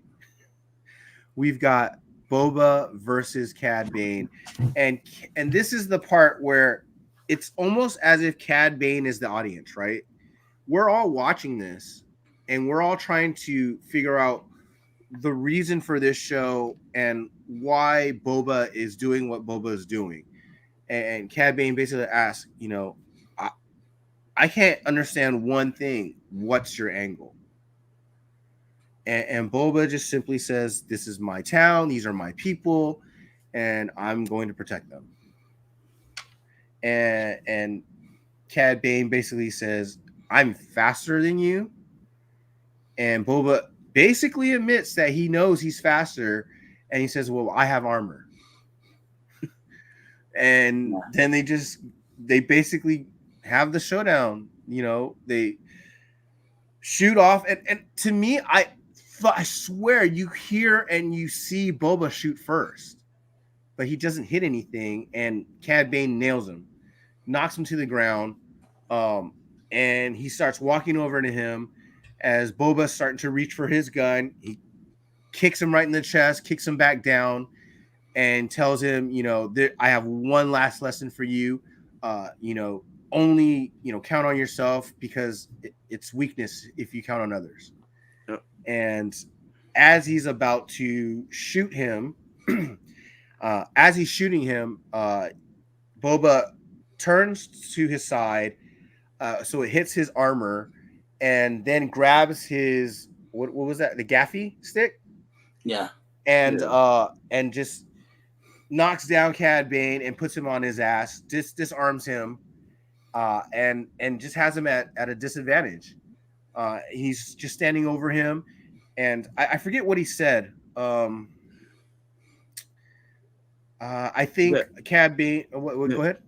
Something to the effect, you can only depend on yourself. Yep. This is the final lesson. Right. Yeah. And then he takes him down, and that's it. Cad Bane goes, I knew you were a killer. And actually, and the funny thing is that whole conversation, he was talking about his father, right? You have your father's blood in you. Yeah, you're a killer. You're a cold-blooded killer. And then, he gets him down. And he goes, "Oh, I knew you were a killer the whole time." And at that very moment, he tries to hit him with the flamethrower. Boba blocks it and then stabs him right in the chest. Now, to me, you would think Cad Bane is dead. His body's laying there. He's not. Doesn't look like he's alive. Right. But there is one thing in there that I don't know if it means something. He had a monitor right here on his left side, and it was still beeping after we are walking away. Like, that's the last. Like, the camera purposely stays on Cad Bane as he's laying there, and then it beeps about 2 or 3 times still, as if it was like a heartbeat. And we all know Cad Bane is modded up anyways, right? He modded himself so he can take a force choke from a Jedi, right? So the breathing apparatus goes straight into his lungs, so he doesn't have to worry about getting choked out. So I'm thinking maybe he's still alive. No, he is. I think he's definitely alive. I mean, the one thing that you've got here is we know he's humanoid in stature, but he's alien still. Yes. Right. So his heart doesn't necessarily mean it's going to be in the same spot. His lungs might not be in that same spot either. Right. So it's very, very plausible. And with the fact that he's modded himself of that nature, I mean, there's old fairy tales and stuff about where somebody, to live immortal, they basically buried their heart, and they can't die unless their heart's destroyed. But the heart could be on fucking Venus, and they're here on Earth, and they get in a fight, and they can't die. You know what I mean? And so it could be they could take that type of thing and use it on him, where he did something where his heart is definitely somewhere else. Right. I mean, there's so much unknown with him. Not just that. He's that character that fast also. We've already had one example of someone who died and was brought back. Fennec. Yep. And basically Boba. Right. No, but I'm saying that she was brought back with modifications. Okay. Right, no. Yeah. She was repaired and whatnot. Okay. And like you pointed out, JR, we already know that Cad Bane is modded up. Yeah. So, he has the breathing apparatus, and we don't know what other stuff that he has had internally done. And I honestly thought he was dead, but I just quickly checked. Yeah, that light was still beeping by the and they made a purpose, like, because they showed Boba after he kills him, and it's kind of like that moment of like ethereal relief, right? Like, this you want me to share my screen real quick? Because I still have the picture up. Yeah, go for it. And it's just like that relief that he has, and then it goes back to Cad Bane, and it focuses on him for a good 3 seconds, maybe even 5 seconds. And just focusing, you hear that beeping, right? So let me move this out the way. All right, there you go. See, and the light is on right here. Yeah, it's blinking a few times. So to me, I'm thinking he's gonna escape out of this. He's gonna survive somehow. Yeah. This is that this is I would- almost like that old trope where it was supposed to be like in 2017, I think it was Star Wars, the Star Wars convention. They showed a clip, an animated clip of them having this battle, and you know, they both shoot each other. That's how he gets the dent in his helmet, and this is where everyone thought Cad Bane had died, right? And then he shows up here, I thought I could get and it bigger. so like I feel like they're playing this out almost live action, where Boba takes out. We think Boba takes out Cad Bane, but he survives. Right. So I think this is our live version, a live action version of that little skit that was on 2017. Probably. Yeah, And I would that's, play it. That's how But I don't want us to get flagged for it. No, don't No. play that. No, Yeah, no. no. Disney will screw us over. No, sorry. Yeah. But the light's right here, you know. Yeah. So And it blinks, and so that's Yep. why I think he's still alive. There's hope, because I was like, oh, they killed him. They just freaking showed him. And they brought him, and then they freaking killed him. And I was like, Yep. and then when it refocused on him, I was like, okay, he's still alive. Because you don't do that without hinting to something other than what you think. right. And then so what do you guys say? I mean, do you think he's dead? Do you think he's still alive? JR. He's not dead. The thing is, he hasn't had enough screen time. Nope. He's one of Filoni's kids. As He's long as popular. Filoni is around, he's going to keep this character going. Yeah. There is a need for a character like him right now that they don't have. They need that badass bounty hunter, because if you think about it, He replacing Bobo. Boba, That's what Boba- he's doing. Boba Fett's gone. Yeah. Or Singh is gone. You got the Wookiee, but I mean, really, the Wookiee was nowhere near I mean, the level as this guy. So I mean, you've got to kind of keep him around, because otherwise, the top dog is going to be like Dengar, and Lord knows we don't want Dengar to be like the top one.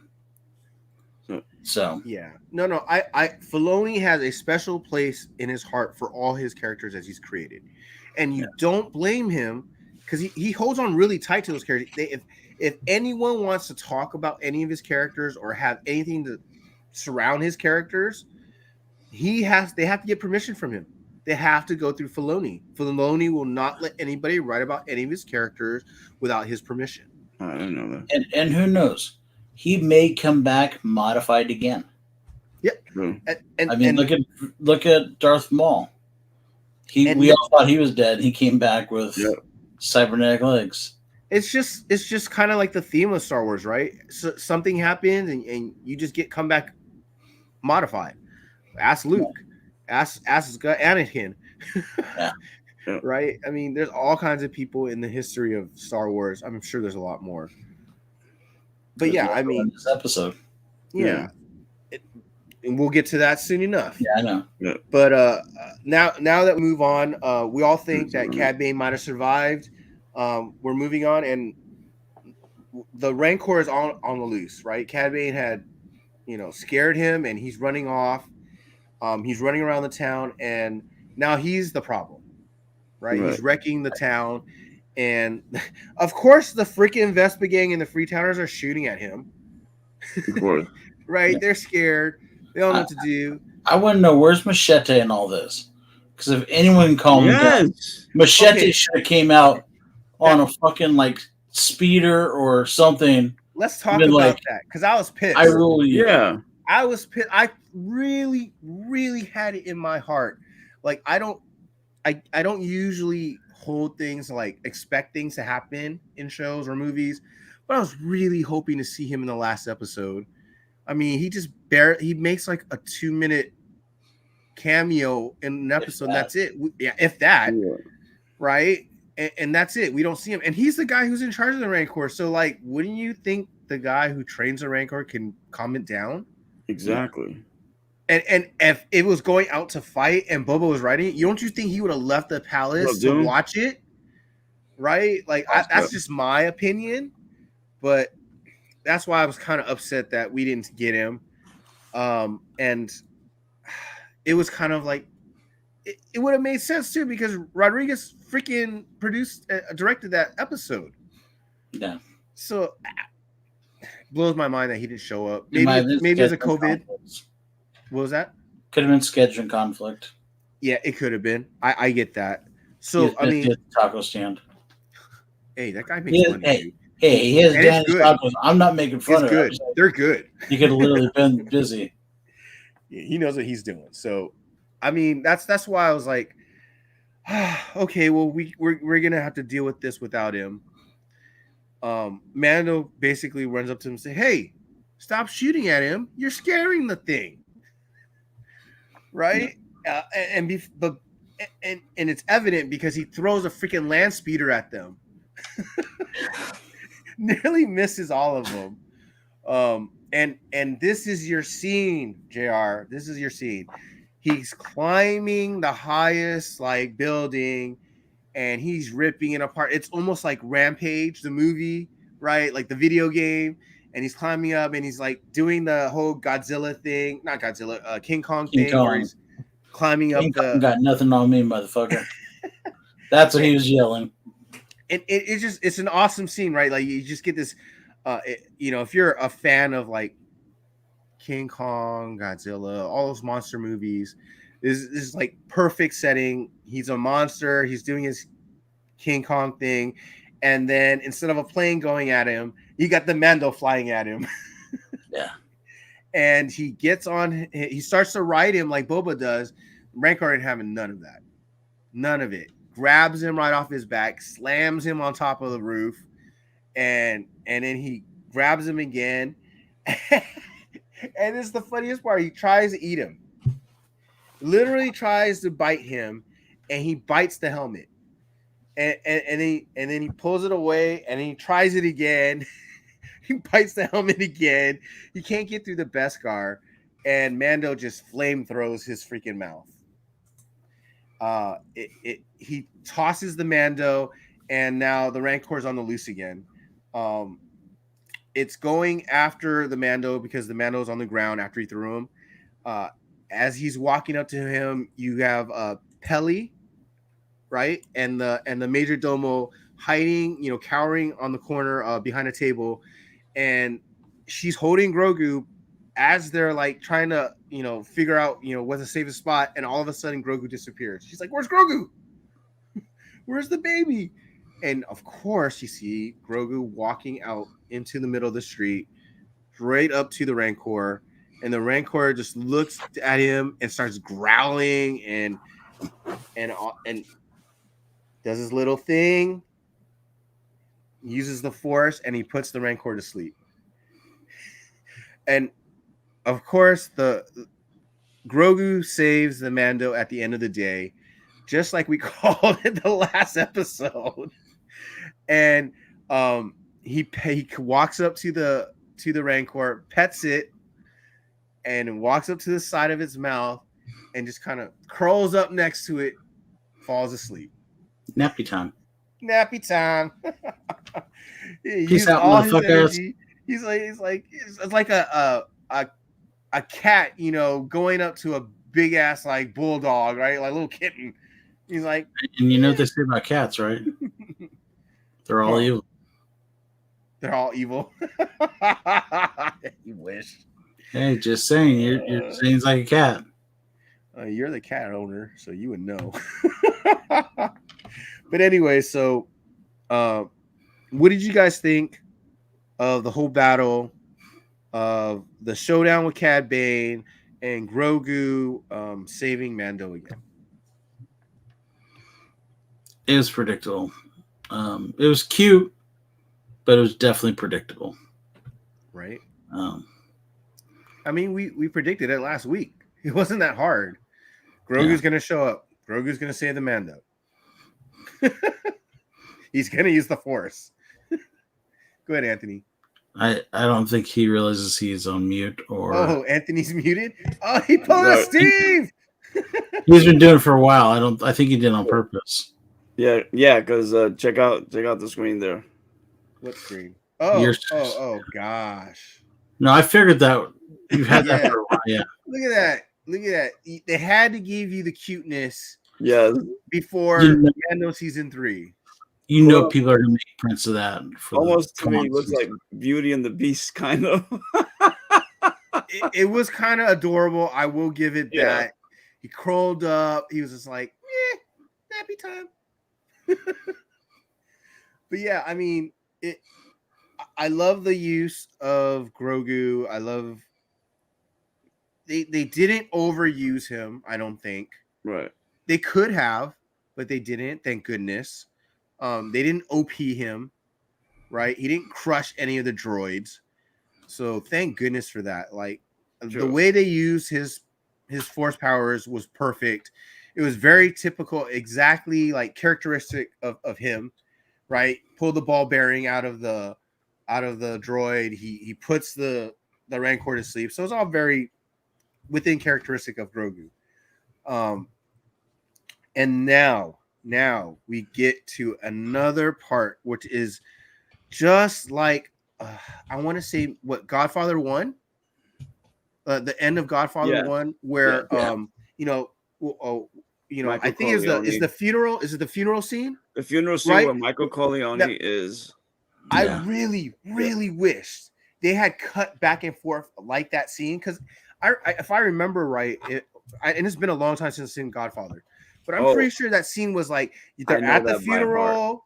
Yeah, they're at the funeral and he's talking, and I think he's talking to his brother or uncle or something like that. I forgot who it was. He's or to one of the.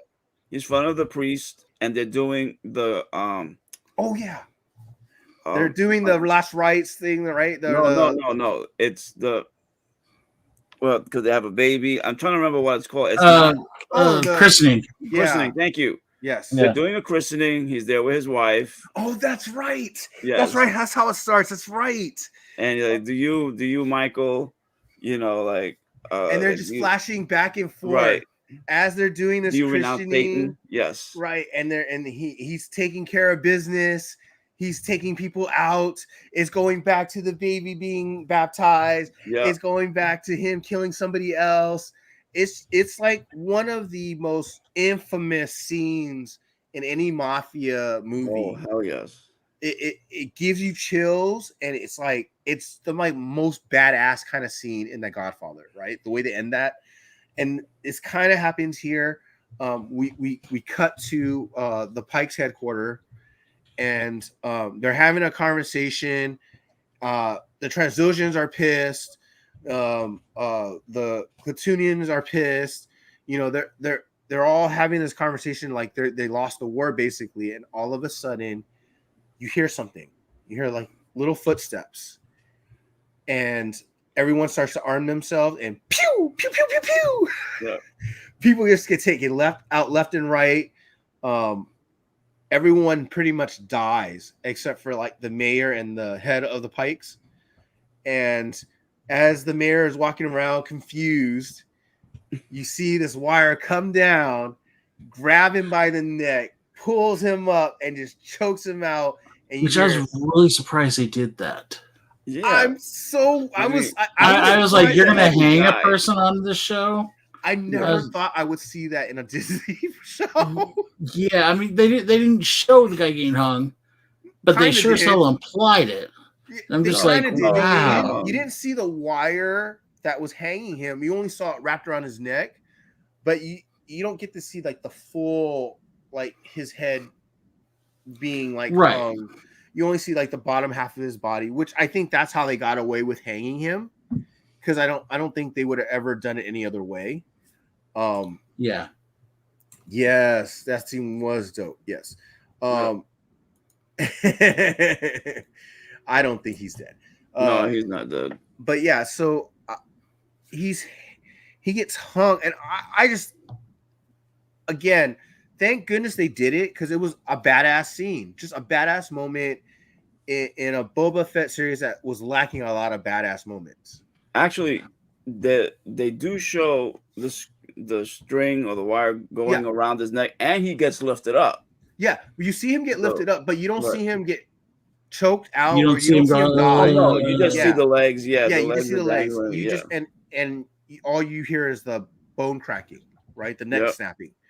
And now the head of the Pikes is only one left, and he hears the footsteps again on the roof, and then he sees a shadow through the window, and he's looking straight at the door, expecting like someone to come in and kill him. And all of a sudden, you see him go up. And you hear a wound, like a stab wound, and he falls down, and Fennec is there with a knife. Again, just kind of like that throwback to that Godfather scene where they just take out all their fucking enemies that betrayed them, right? And that was awesome. And again, I wish they did cut back so they could have, to make that more powerful in that sense. Now, there's something I didn't understand about that scene. I mean, I was trying to get the flow of like where Fennec Shan was, Right. because to me, I wasn't sure if she had some kind of invisibility or a cloaking mechanism. I feel Because like because she's an assassin, right, she's trained in like the arts of being, hidden. She's a ninja. Yeah, she's basically a ninja, right? And so, and if you notice the way that hut is built, or that room is built, right, there's like a skyline that's open. right, and I get, So I got feel all like that, yeah, I feel like either she did the shooting, or maybe she even had like a little droid helping her, like like she had a right, little spy droid. So who's to say she didn't have like one of those little droids that can shoot as well, right? Like a remote, Right. right? And I've seen them use those remotes to shoot in the Clone Wars, I believe. yeah. So it's not impossible she had something like that, and that's why they didn't see it. But the other part, when she came from behind the Pike guy and stabbed him. But you have to also remember the point of view that they used the camera was he was looking to the front. Right. So we couldn't see anything behind her at that moment. So she could have dropped in from the skyline right behind him. And that's where it was, because the shadow was to distract him. Right.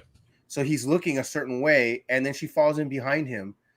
And that's how I looked at it. I mean, yeah, I was a little surprised Yeah, I too. was a little confused, At first I was like, oh wait, how the hell she get inside? And then I was like, oh yeah, she hung his ass from the top. So how the hell she get the string in? Oh, there must be an opening in the sky, in the roof. Right. No, that I got, and I know that she shot everyone else either from the top or through the windows, because the windows had holes in them. I could have easily seen that too. And she's so quick, and that hut looks so small.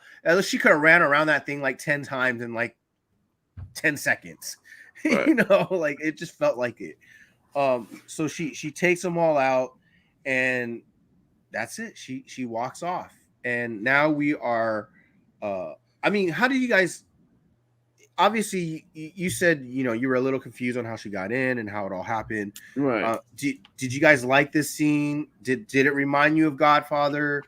It definitely reminded me of Godfather. I liked it a lot because it at least cleared out the rest of it. Closed it, so it wasn't like, okay, we had this big fight, but we didn't get the heads of the family, right? And lead like, okay, next season got to go. We can go back to this well. It's like, no, they closed up this when they went, okay, everyone's involved with it has been taken out, including the mayor. Yep. Yeah, right.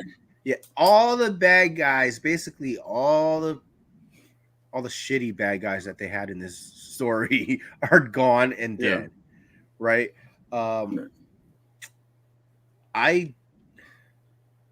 I felt like the reason why they did this scene and they killed off all of them, obviously a homage to Godfather, but on top of that, it almost goes to the fact that we were kind of talking about maybe there won't be a second season, because they close out every like storyline basically, right? His Tusken storyline's done, the biker gang storyline's done, the Pikes are done, Grogu's done, all these storylines are done. So I feel like the only storyline that's still open is the Tuscan one. Kind Right, of. I was gonna mention that. Kind of, but only in the sense of like there are still other Tuscans out there, but his tribe is dead. They said they never showed her body. No, but they've left it open that if they want to, they can come back to it. I think it's probably closed. Not impossible, right? Right. But I think they left it so like it's possible that she's still alive and the kid is possibly still alive. I understand they burned the kid's gaffy stick. Right. But it wasn't the kid's body. Right. Now, I would probably have to rewatch it to see if we ever see her body, because I mean there were so many bodies and it was so dark. Right.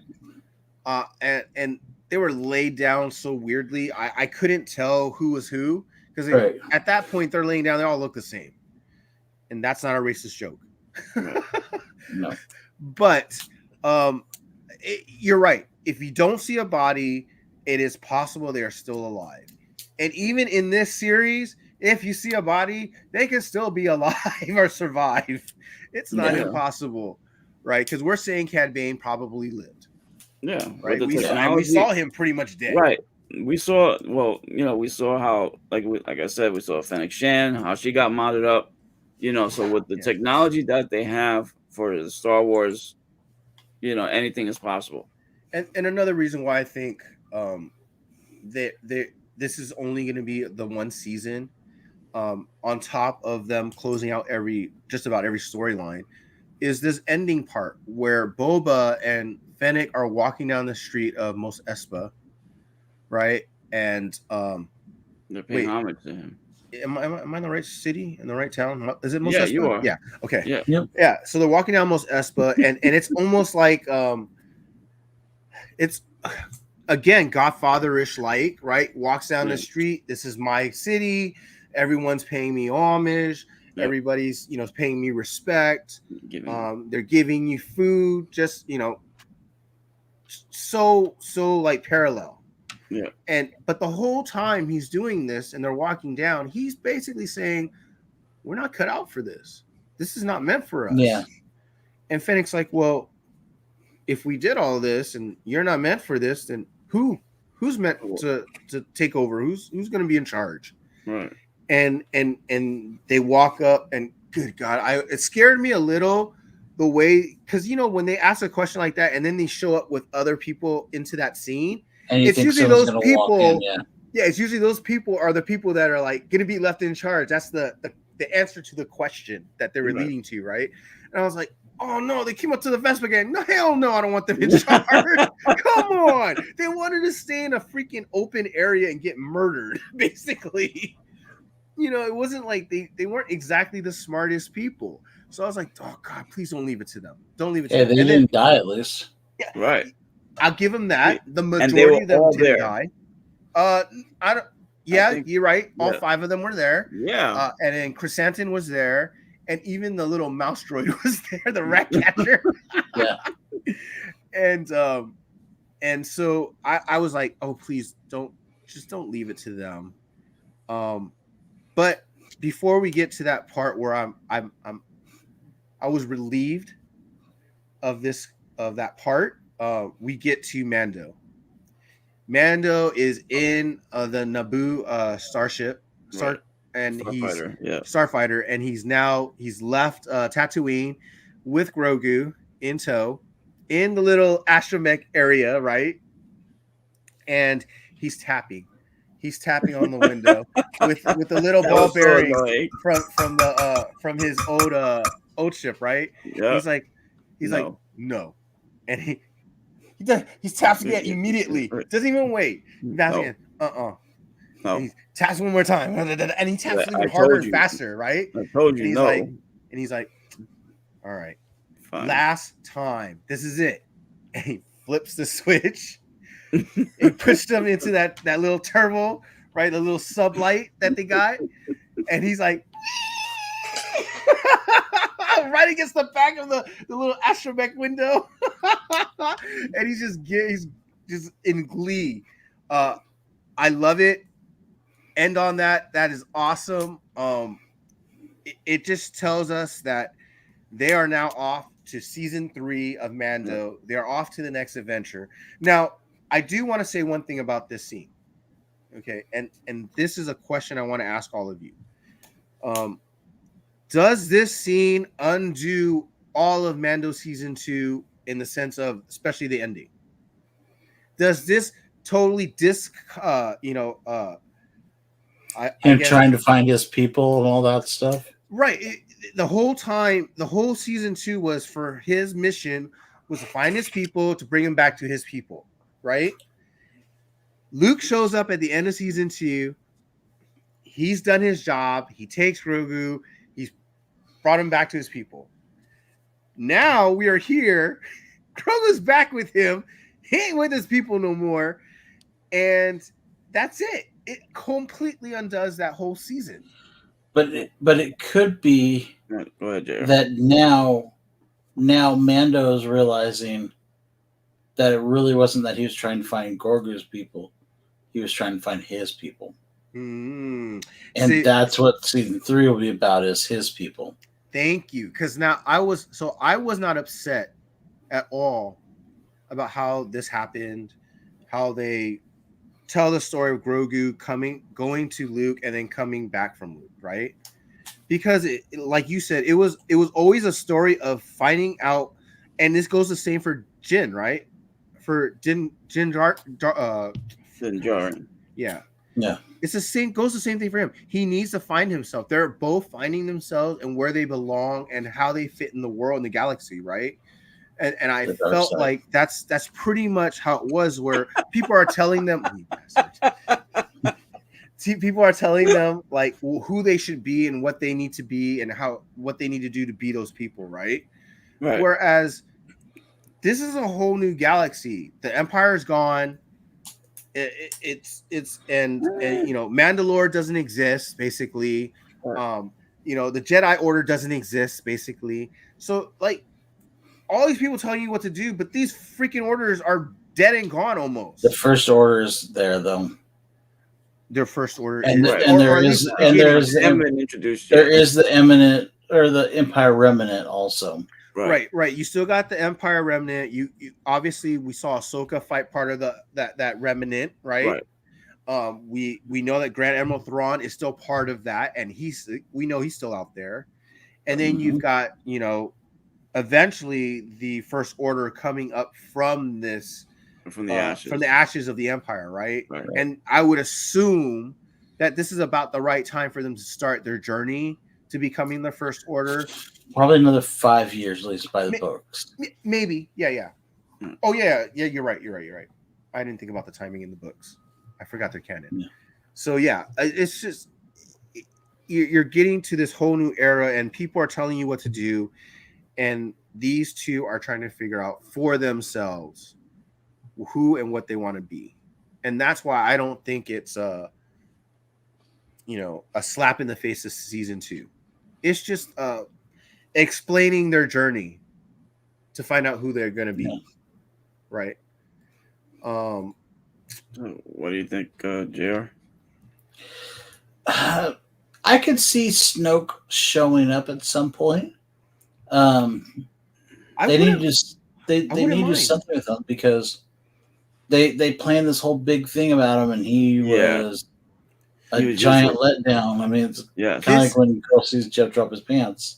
I feel like Filoni and Favreau have an opportunity right now, and Kathleen Kennedy as well, to fix the problems of those 3 movies, those 3 sequels, and kind of like the whole Snoke thing. That was such a buildup in that first movie, right? For nothing. It was because we couldn't understand what the big deal was about him. Such a waste, such a letdown. It was a I'm just waiting for them to.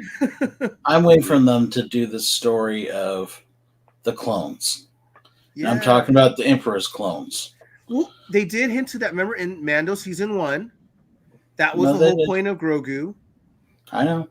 So I feel like they can do that story.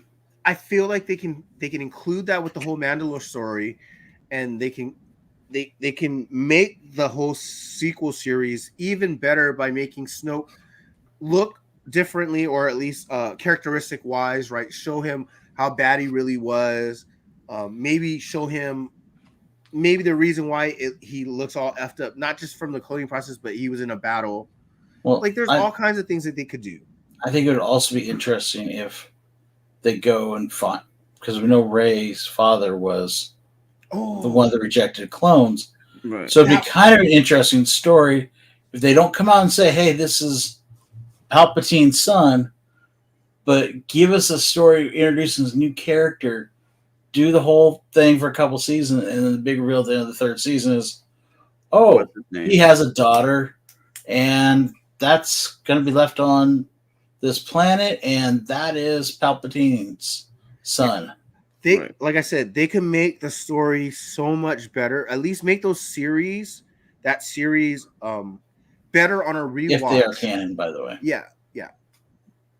They can make those sequels, I guess, on the rewatch better than it was the first time you saw it, because now you get this extra canon and story that explains the sequel series and what it really meant. Because it just felt so, I don't know, just unworthy. Flat. Yeah, unworthy, flat, very much so. Uncharacteristic. So, but let's come back to the Book of Boba Fett.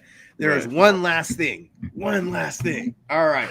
So we get to see all the concept art. We're going through the stuff, and there's actually after credit scene, end credit scene, right? Oh, I didn't see that. Yeah. Oh, Anthony, you missed it. Oh, Anthony, no. Hold on a second. Pull it up, Anthony. Yeah, I know you'll see it now, but you better pull it up and watch it, please. Yeah, I'm just wait. Oh, that's so sad. Oh. Let me turn this down. Okay. That's all right. People don't always expect it. But y'all should learn by now after 20 years. Well, we are talking Disney here. Look, anything in this day and age Ooh. is possibility of having an after and end credit scene. So even regular movies. Yep. So we get to the end credit scene. We are in Boba's palace. Right. Yeah. That's what that was. We are in Boba's, I want to call it his healing room. Oh, I know who that is now. Bacta tank. Yes. In the middle of the room. It's the same Bacta tank that Boba was in. And remember, while he's walking down the street, he's aching. His arm is hurting. Oh, yeah. And Fennec Shen says, well, why don't you go take a Bacta bath, right? And he basically says, no, it's in use right now. Right. We find out who's using it in this end credit scene. It focuses on the Bacta tank, and then there's a person in the background, and they are facing away from us. And then you hear this music come in, this electronic music come in, and you're going, huh? I have a picture in case you want to, if you want me to share the screen. Show it. All right, so show us some titties. Okay, no. Yeah, right. Never gonna happen. Alonzo's gonna be so pissed. Right. He's like, I missed that episode. Where is that? So titties? There we are. This spoiler. Guess who survived? Even though about 3 different fucking people said he was dead in the damn show. Yep. Yeah. Everybody from the fucking barkeep to Boba Fett to the freaking Cad Bane, Cobb Vanth, all the stories of his demise have been greatly exaggerated. Okay. And you did catch who the person was staying outside of it was, right? Yes, absolutely. It's the Thunder Boss or whatever it is. Yeah, give me hold on. Let me the scrap shop guy. Yeah. The mod guy. Fast forward real quick and come back. Okay. All right. So make it quick because I want to go home. All right. Hold on a second. But yeah, so we find out that Cobb Vanth has survived. He is in the Bacta tank healing. And we see the modifier from the mod parlor standing behind him, and there he is. He's getting ready to cut him open and do surgery on him and modify him. So in the books, so in the canon of Star Wars, Cobb Vanth is I guess what, fairly new. He was introduced in the Aftermath books, which is the sequel books, right? It was during the episode 7. And he wasn't. And the thing is, when he was introduced in those books, they never really named him. No, he was the marshal. He was just the marshal. Oh, okay. Yeah. They didn't name him, but the funny thing is you knew who it was when we saw him in the Mando, because everyone was like, "Oh, is that him? Is that him?" Right. Well, that's because it's setting. It was setting too. That's right. But when you read the books originally, mind you, the books came out years before Mando episode 1 came out. Yes. It was a Mandalorian coming out of the sand wearing armor that looked like it had been just beat to hell. Everyone thought it was Boba Fett. Right. When the show started, even, they're going, okay, is this show going to, because it's taking place on a desert planet? We knew from the books. Everyone thought this was a lead-in to Boba Fett being a sheriff on Mos Espa. Wow. Because it's very, very vague. It doesn't... But that's a nice tease, though. Yeah. So, everyone was wrong. And I want to say he actually was in an old Dark Horse book. I'll have to look back and double check. I think he's actually named. I think in the comic book. Yeah, I want to say it's like Twin Engines, I think is what the book was called. That he was named in. Yeah. So I don't think at any point in canon they've gone past this point, right? Because up for the books itself, right, it led up to the point where we meet him in the Mando. Oh, okay. So we never get past. I don't think we ever get past this point for Cobb Vanth's story. So everything going forward is going to be brand freaking new canon for Cobb Vanth.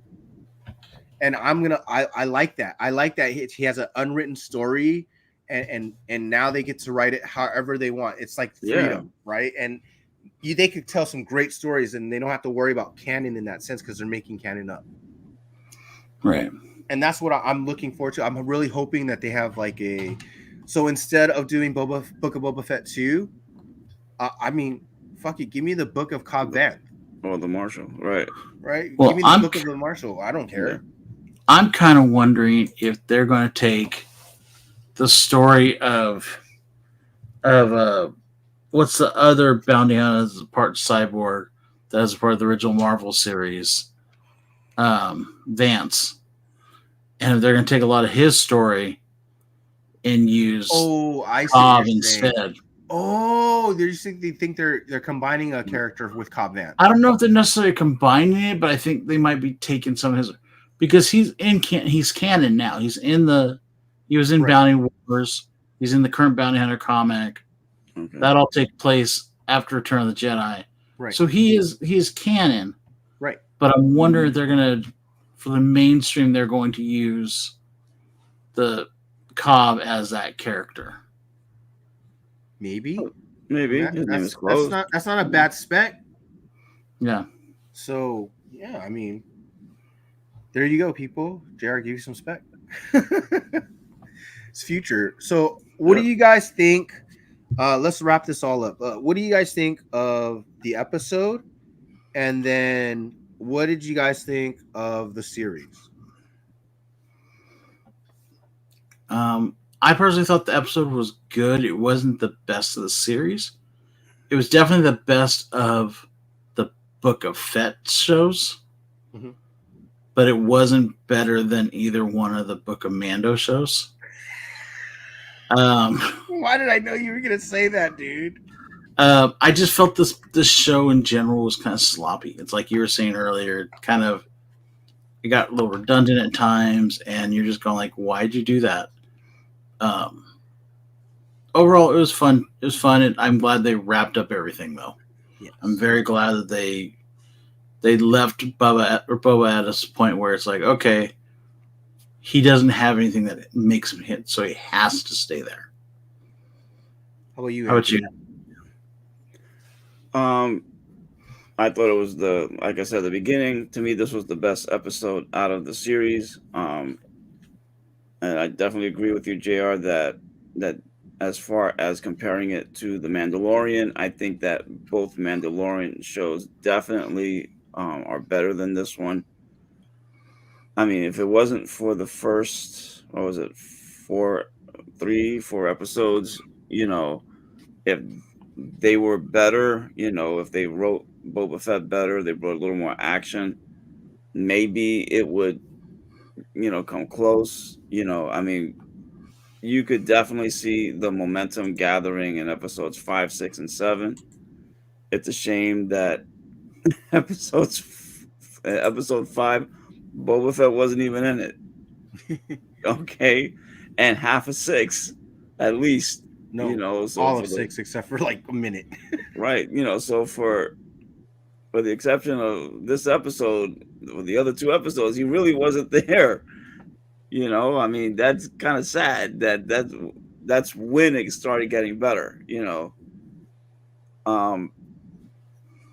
I like the fact that you see a bit of his old self in this episode. Finally, almost like unleashing the beast within, and getting back to his bounty hunter type roots. You see his skills and whatnot. So,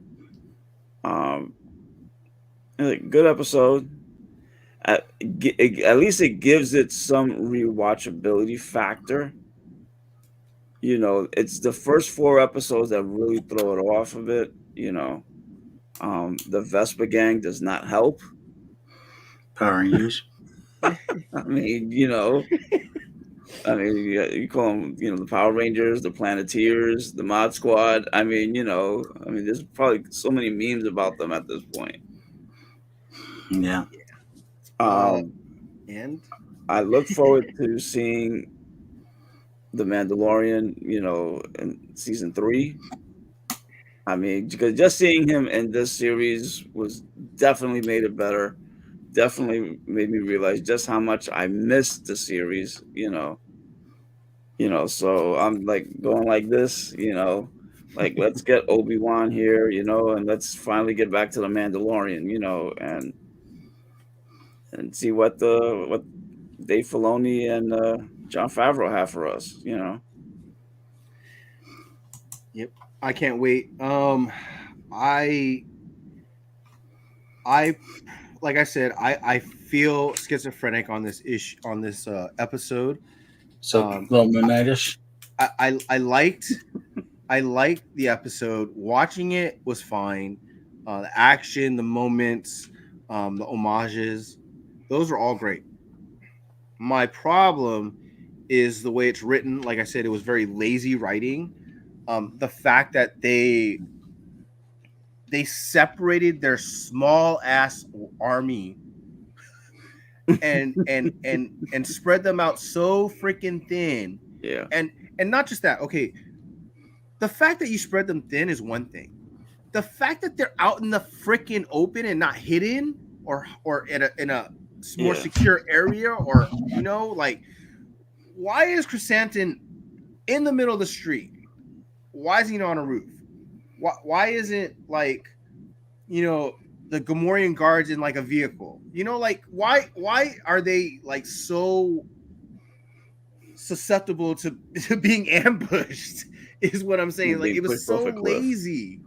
Yeah. And that's why I mean, like, if you really thought about the story, it's a terrible story. This episode. Yeah. It's just so many bad calls. But Boba can't, just seems incompetent.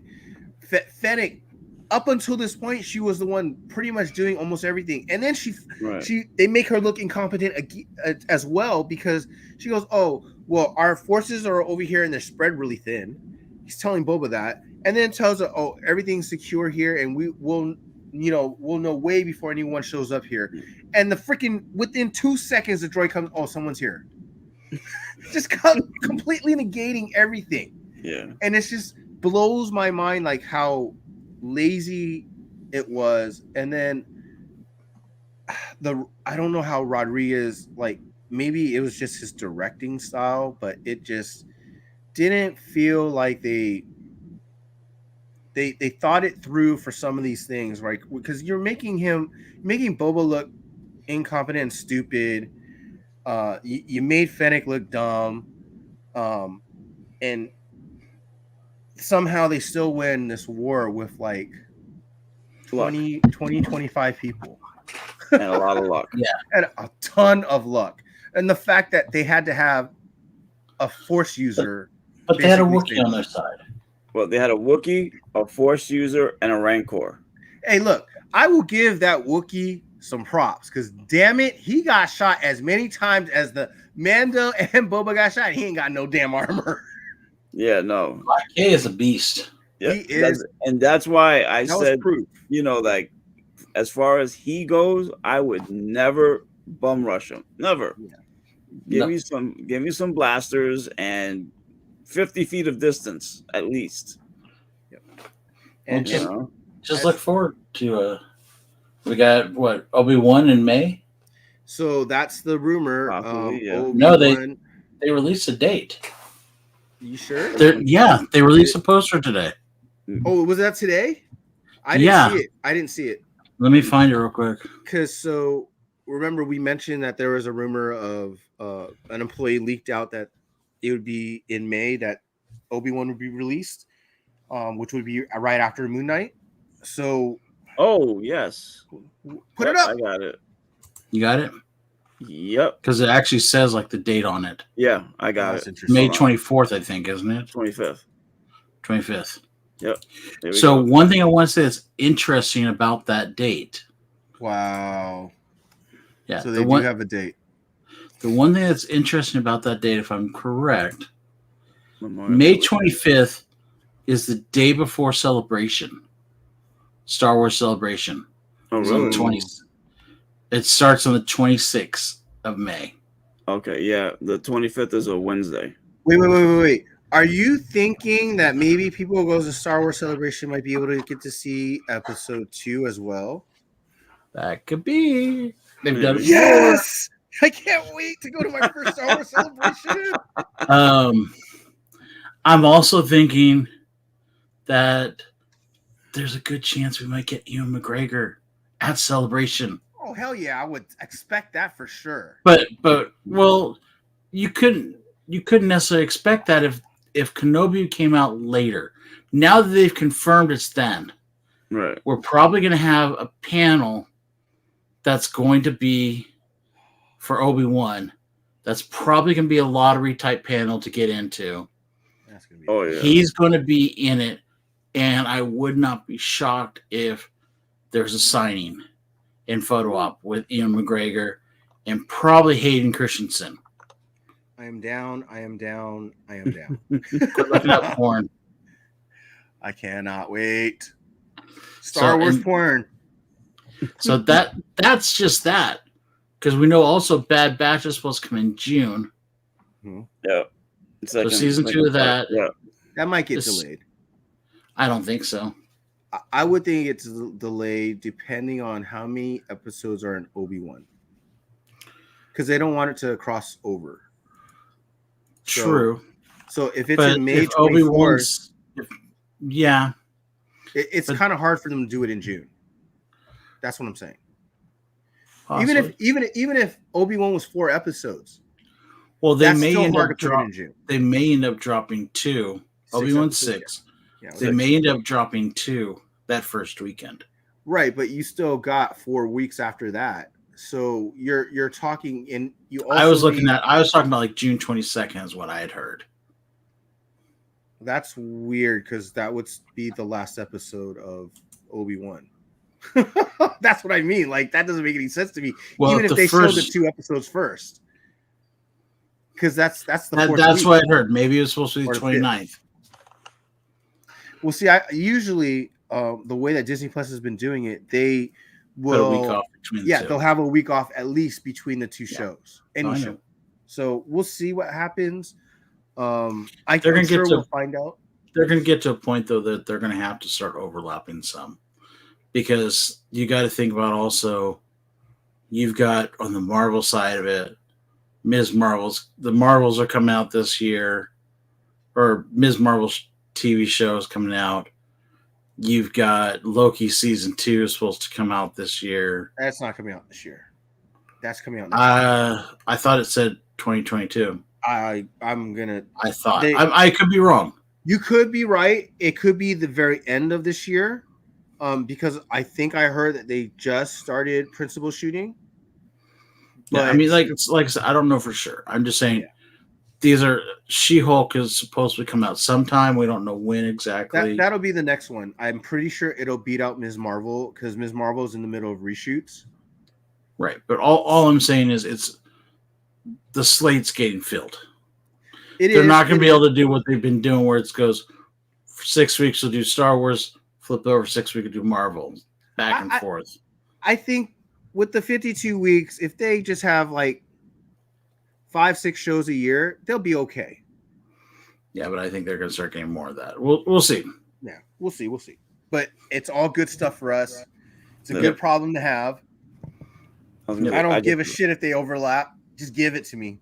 Give me all the good geekiness that I want. I just read an article that said that the Bad Batch season 2 is gonna start streaming in the spring.